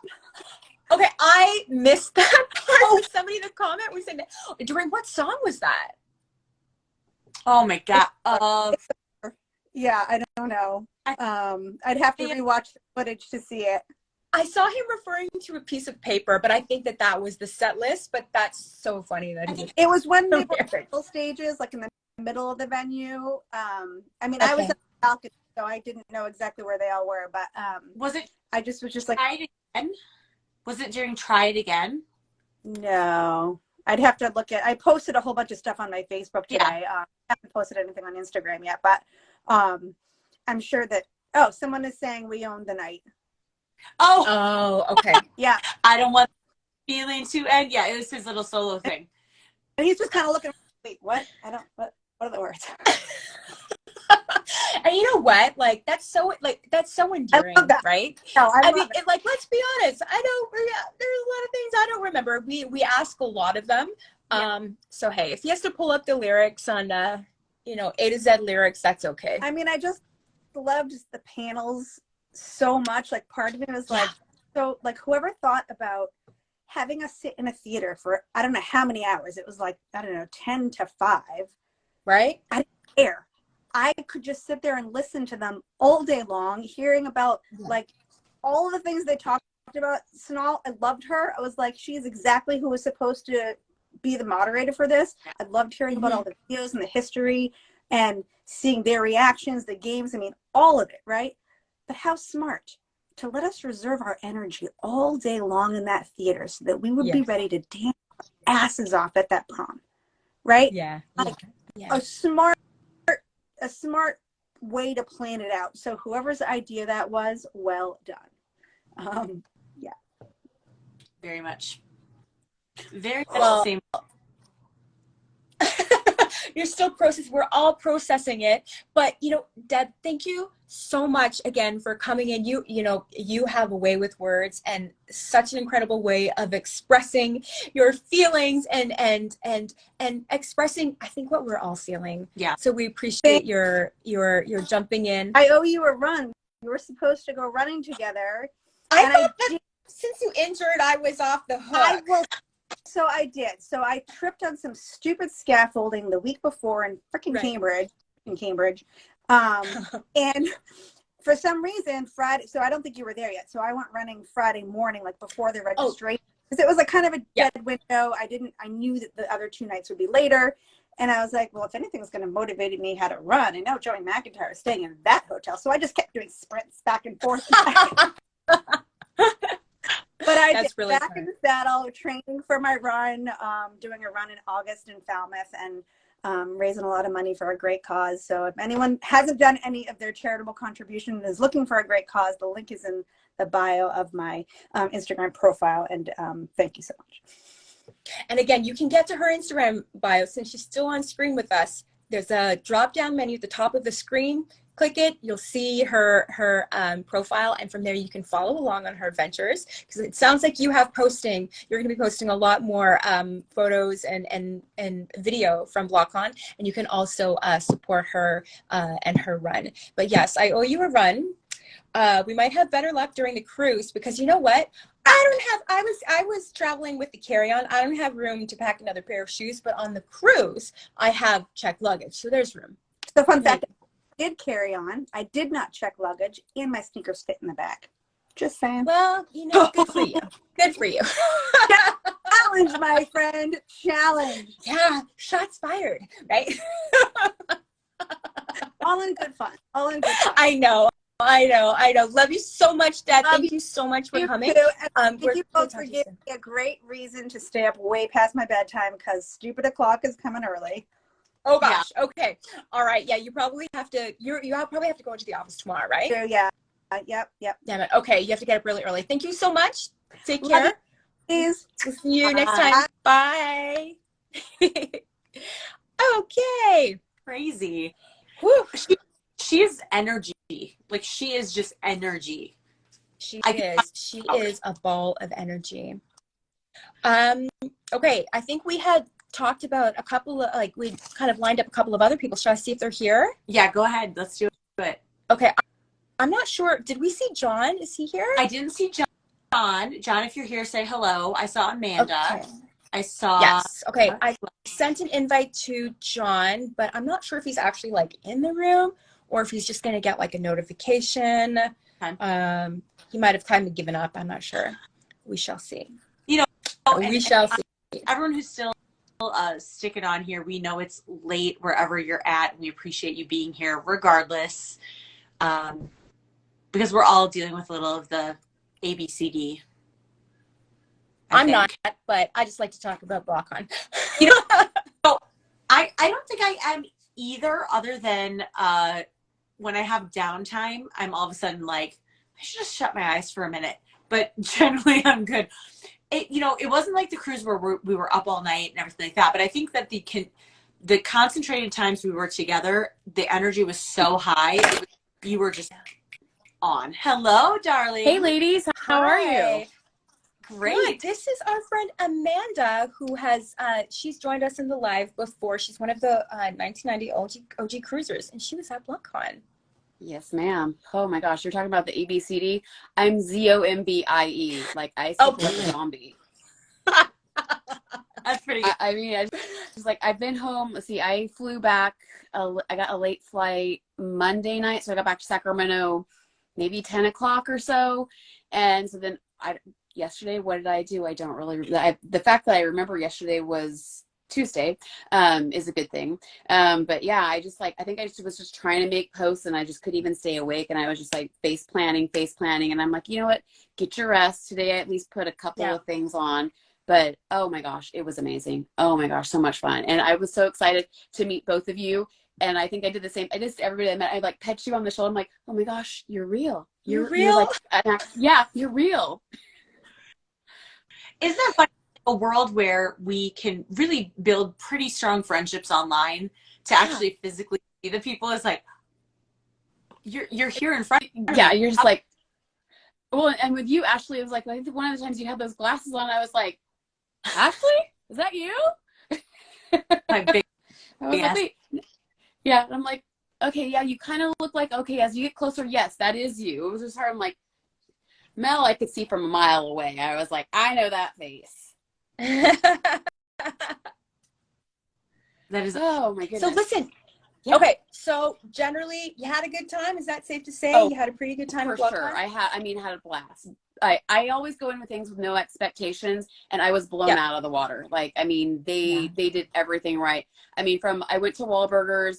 I got, the selfie and everything like that. Can you talk a little bit about that? Yeah. So, okay. So we got there. The patio, or I had the wristband. So the thing was, I had the wristband, but my friends did not. Okay. So we got there early before they started letting people in that were in the line. We got there early. So they were letting people in at about 3:00 into the dining room. And so we got there early. So we were able to go sit inside and eat our lunch and have a good time. They were still playing music. I mean, we got up out of the booth and like Ice Ice Baby comes on. So, me and my friends are like, Running Man and everything from our booth. So then right as we were leaving, they had the time limits and everything. We were leaving the restaurant and we took a couple of pictures with the big W out front. And then we just heard the screaming and we were like, we know what screaming means. Well, you know what that means. Exactly. So we all went around to the side where they were, he and Danny were, Donnie and Danny were walking in the side to the back. And so my friends, again, they didn't have the wristband. So I kind of stood with him for a while. We were like, he was taking selfies before they went inside. And then he was like, everybody make a line, I'll be back. And I was like, well, I got a wristband. I went in. By the time I went in, they had gone inside the building. So I waited for them to come out of the building. They went inside, took pictures of everybody inside the restaurant, and he talked for a little while. He came wearing the BLOCKCON hoodie. And I was like, I saw him from behind and I was like, oh, I need one of those. Yeah. It was already, the merchandise was already out. It was like, buy me, buy me, buy me. And there was merch at WallCon. I did not get the jean jacket, but I did get the t-shirt. So that was this your first time at that Wahlburgers? What's that?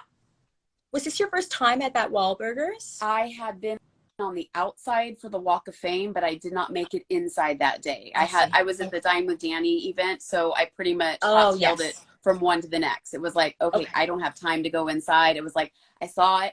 Okay, that's great. Their fingerprints are in some cement. Okay, go, go, go, go, go. So, but I didn't actually get to go inside. So this time I went inside and it was great. The tater tot stick, your pictures with the microphone, all that type of stuff was really fun. All the stuff up on the walls. It was cool too. Just, you know, again, that was when it started, like you're running into friends. I mean, I flew in with some of my friends that I know. My plane buddy, I think, is on here somewhere, Bree. And so, you know, we just, and then even from landing, coming from California, I think the Sacramento plane, the LA plane, and the San Francisco plane all landed at about the same time. I see somebody and I was like, you guys probably know when I see you guys scream. And someone was like, what the heck? Turns around, two of the girls that I met randomly in New York at a gift shop that were there for Carnegie. And I refer to them now as my gift shop girlfriends. And I was like, oh my gosh. So I freaked out about that. I mean, just getting our luggage. It was like, we're already running into friends. And that really was the whole thing. It's a big reunion of people. Yeah. And I got to meet, the first time I got to meet my OG cruisers. Like, obviously back in 1990, we were on the same boat. Did I know any of them? Probably not, but we know we had to. I mean, I have some of their elbows in pictures. Like, we know that was my elbow. We know that was their elbow. Like, we know that we had to have bumped shoulders at some point in time during that. So it was great. I got to meet them. I got to meet you guys. I mean, it was amazing. So what was your highlight then? Was it like the like reconnecting with the OG cruisers? You guys have there's that. But girl, I'm just, the concert was amazing and I had great seats. I got lucky and one of the boxes was right in front of me. So, cool. Yes. So I got some good moments with the guys. My friend and I, we call ourselves the Joey Wing Girls. And because I've gone to Comic-Con. So when they said con, I took it like Comic-Con. So we came dressed as Joey Hangin' Tough Live. We had the hats. We had the jackets with the happy faces on the back, right? And with the happy face T-shirts and all that. Yeah. So we came ready, and as soon as they came through, the door was right by us where they came in initially to crash. Yeah, and I got Donnie and Danny were like, they came in one of the side stages, one of the side doors, right? Yeah, so they came in from there, and it was directly in front of us. Jordan, Joe, and John, it was hilarious. They were like walking like they're trying to sneak in, and it's like, you guys are right in front of us. You're hilarious. And it was like, Donnie and Danny slapped hands. It was like, we know who you. We can see you guys coming in. You're trying to be quiet about not coming in on the main stage, but okay, fine. So then it was after, I forget which song it was. Oh, it was Whisper. Joe ended up coming to the box in front of us. He saw I turned around so you can see the back of my jacket, and he just looked at me. He goes, "Get over here and give me a hug." And I was like, oh, well, I will not deny you that. And I was just like, okay, yes, sir. Okay. So what was cool was everybody that I sat around was amazing. Like, I have a lot of their contacts, 2 girls on one side, like 4 on the other. The people that were across from us, we all got videos and everything of each other, and we've been sending it back and forth. So I got a lot of people that had pictures of the moment that I had with Joe. And then at one point in time, Danny came around. He's on the box in front of us. I mean, literally, he like jumps off like almost at me, and he's like, "Give me let's take a selfie." Of course, technology is not my first language. I shut things down. Did you give him the phone? Did you give him the phone? And I'm like, it's on record. And I'm like, I can't get it to stop recording. So it's like, it's recording the ceiling. And I'm just like, I can't get this thing to stop. So he grabs it and he goes, "Here, let me take care of it." I'm like, "Thank you so much." And it was like, okay, selfie. And I was like, "Thanks, Danny. You're the best." So it was like, got that moment a couple of times. Oh, we were talking about how John had his phone out. He was directly in front of me. So when he came, I mean, it was hilarious. The poor guy. The font is probably about this large. And so he's squatting down and he's like, I'm not making a text, people. People that are on the seats and on the other side there. He's like, I'm not making a text. This song everybody's singing. We're just like, what's John doing? And he's like, I'm not making a text. And he was like, I can see it. I'm like, oh, you got your lyrics. He goes, yeah, I don't remember my part, And I was like, legit, you don't sing it all the time. He's like, I don't remember my part. And so my comment to him was, well, just don't be a Joe. And he looked at me and he's like, that's right. His Joe's notorious for, especially on his Joe shows, that he just like, oh, I just forgot all of that. So I was like, don't be a Joe. And he was like, okay, that's good. So it was fun. We had a lot of interaction with the guys there. And again, everybody was really good in our area. Nobody, like, we all kind of stood back. We gave them their space. I mean, we had Frank and Sean and everybody running past us too. I mean, so there was always somebody around. I'm trying to think who else. Well, then we had, that was too, that Donnie came over when it was John's part. Donnie kind of came over and was holding the phone for him for his lyrics. It was cute. It's interesting boxes being in front of you, because when there's concerts, you kind of figure out after a couple shows, like, where exactly they're going to be. And for something like this, you can kind of guess. Right. And we didn't know, like, when we got the seats, we're row J. So you just kind of thought we were going to be in the middle. And it was like, then I started looking at the maps and I was like, I don't think there's going to be anybody in front of us. And we were seats like 3 and 4. So we were just off from the aisle. So I was like, good chance of having some sort of interaction, if not just seeing them run by. So I was like, it's not, so I wasn't, again, no expectations. You don't expect anything, and then everything is amazing. And so we were just like, as soon as we walked in, I was like, there's a box. Oh, yay. There's a box. And I was like, and the amount of confetti on top of that box, Frank kept coming by and brushing it off so the guys wouldn't slip on it. And he just kept coming by, brushing it off. And I was like, yes, thank you. Because we don't want a new kid down. We don't want an accident. I'm a nurse and I can take care of them. So, if they did go down, I'd be their girl. Catch them. All right. So, con versus cruise. Girl, I haven't been on I call it the adult cruise. I've only been on the original one. Adult cruise? I have not. Okay. No, this is going to be my first one this year. Okay. So, I'm I'm sorry excited about that. Girl, no, it's all right. Okay, no, I know. I of course, compared to the old one, well, of course, that was we're not going to ask you to compare that. Yeah, that's totally different. We will have to have. But what about during cruise? Well, after the cruise, we have to have you on. Yes. Then you can really answer. Yeah, totally. But con was amazing. Yeah. But during the panels, okay, what was there one, share with us one piece of information, one nugget that was surprising or that you didn't know, or I don't remember. My God, I swear. I mean, I have it all on video. I'm trying to process it all. I mean, the panels, it was just, like you said, it was just a lot of that information that you were just like, really? That really happened? Or that's the story of the behind. I'm sorry. Of course, the one thing that sticks with me is when Sonal said, the Boston brothel. Like, it was Boston just like. Brownstone brothel.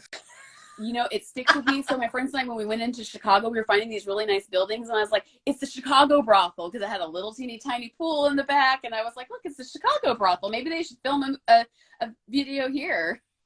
Okay, so for those of you who... sorry, I was saying, explain to everyone watching who wasn't there, what does that mean, the Boston brothel?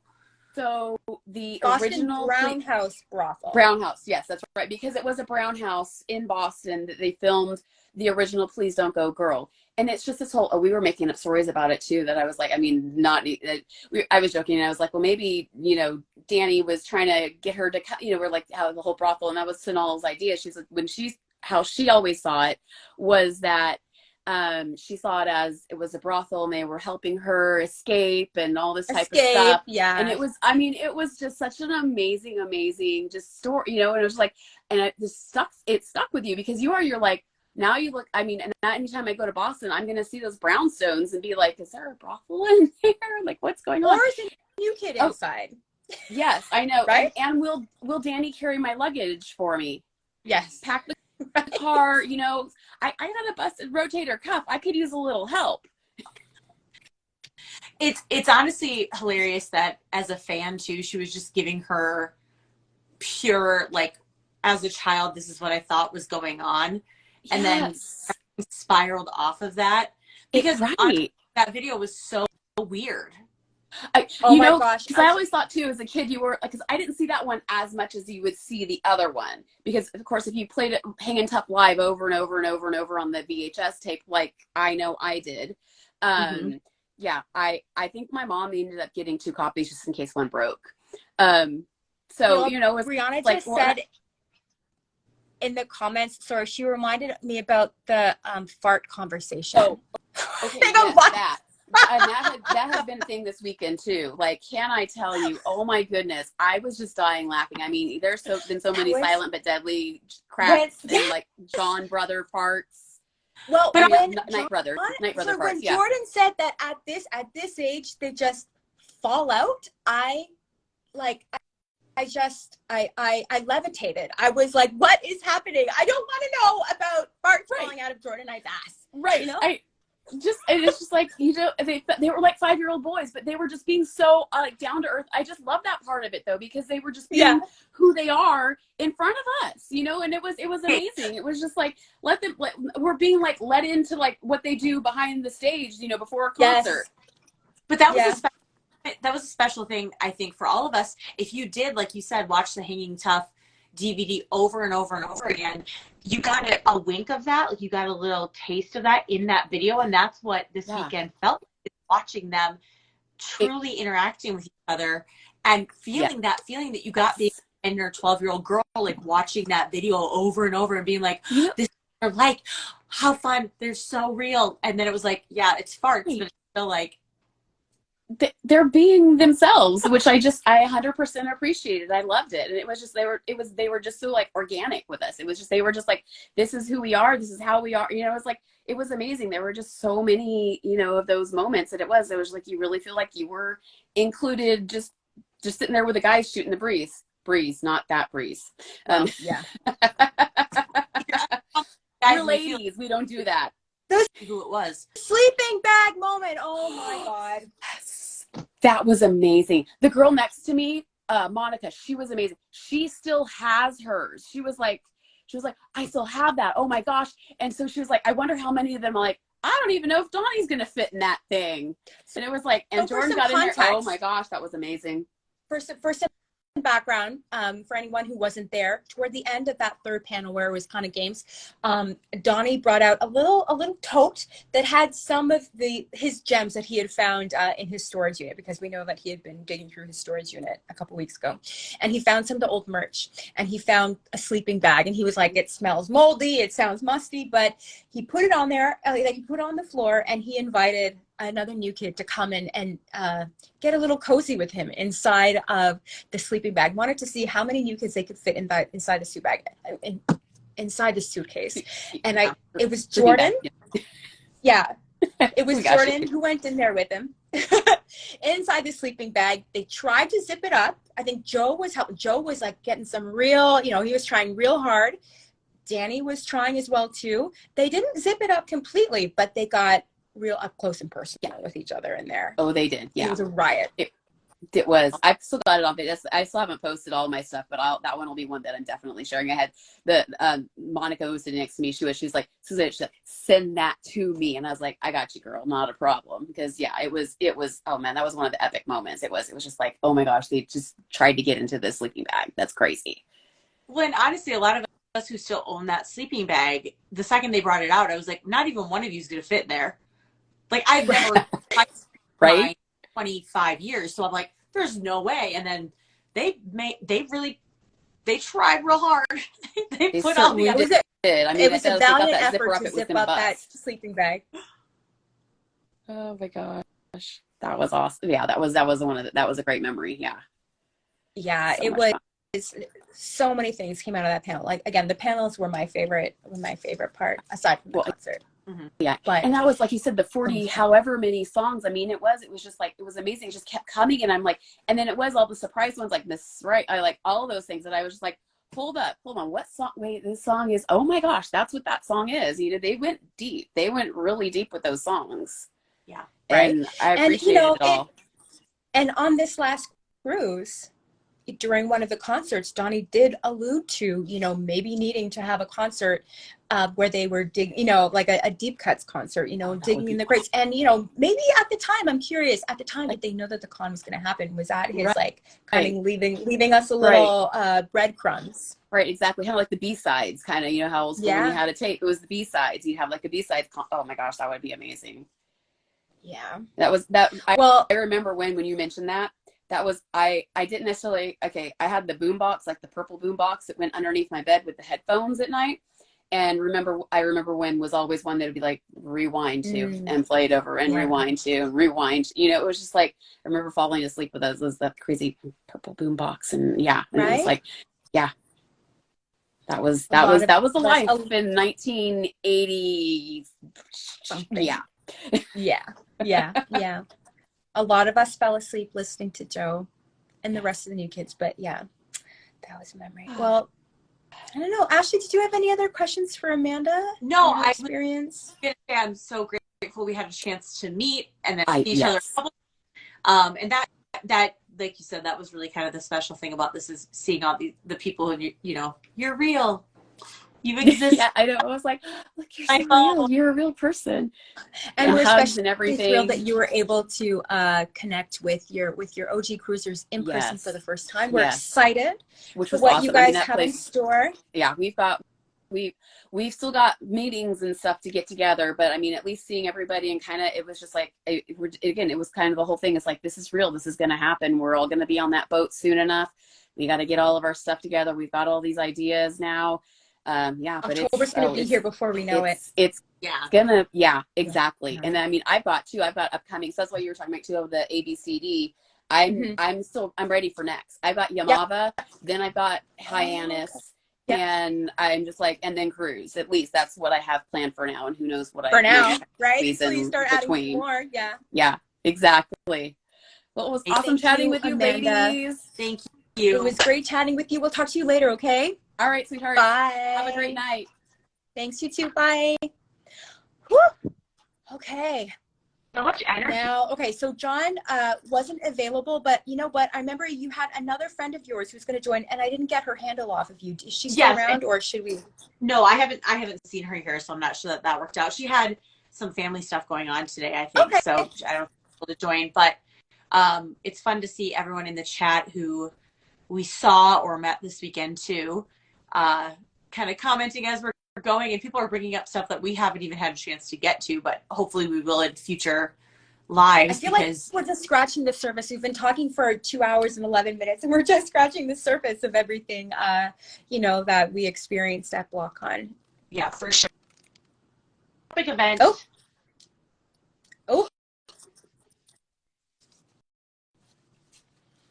Oh, Ashley, you're getting a little pixely. 11:11. Yes, wish. Better? Yes, better now. Yeah. Oh gosh.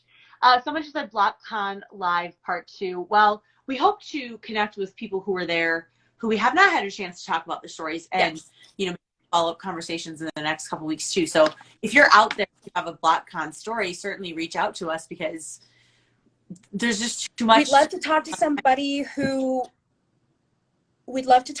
who played baseball. And we had someone who screenshotted it. So we'll have to Oh, good. Yep. Okay. And then one of my friends was one of the prom dates. It was one of Joe's prom date. So maybe we can convince her to come on. We have plans. Don't worry. We'll be talking about BLOCKCON for a while. until the next thing and the next thing and the next thing, and there's so many things coming up. Someone talked to me today and they said, are they going to be touring this year? And I said, well, they're doing shows. And they said, oh, I wish they were doing tours. And I said, just try to get to anything. Get to Joe's show, get to the Iowa State Fair, I'm like, everything that's happened so far this year has felt in itself like the tour is great, but every instance of opportunity this year has been so different. I think we're thankful that we were able to be at BLOCKCON, just like the people who are thankful to be at Houston, but they're very different experiences, and that's kind of the fun thing about this year is having that opportunity. I'm just sorry, just keeping an eye, just looking at the comments.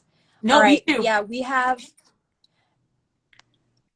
Okay, it sounds like, you know what, there are a lot of people who do want to share their experiences. I think it's getting a little late on my end, so I think we're probably going to wrap up, but we definitely want to pick up this conversation as usual. You know where to find us. We're here every Wednesday, so you can count on us being here next week. Yes, Frank's got the running emoji with a couple of farts running behind it. Iconic.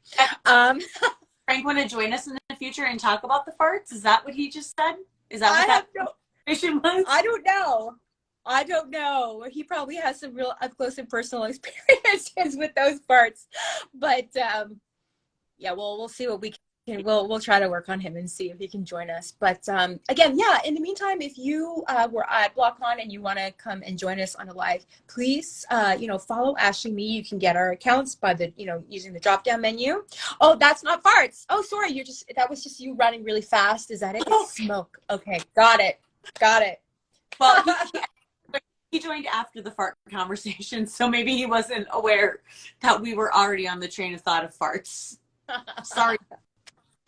Sorry, Frank. We know you're a real classy guy. You don't. That's not your style. But okay, so listen, if you want to come and join us on the live Together BLOCKCON story, please, message either Ashley or me because we're going to be here next week. I'm not going to be here the following week because I'm going to another concert, but we'll figure it out. We do have a lot to talk about, and we'd love to hear your stories and connect with you. And yeah, that's all I've got. Anything else to add, Ashley? No, just again, thanks for everyone who's came up and said hello. Thank you for all of you who join us every week or are just joining us for the first time this week. We really do appreciate the opportunity to tell your stories and to ask questions and just to be goofy, silly. So we thank you for letting us do this. Yes, thank you so much. Good night, everyone, and we'll see you next week, okay? All right, bye. Bye. Bye, Ashley. Bye, babe. See you later.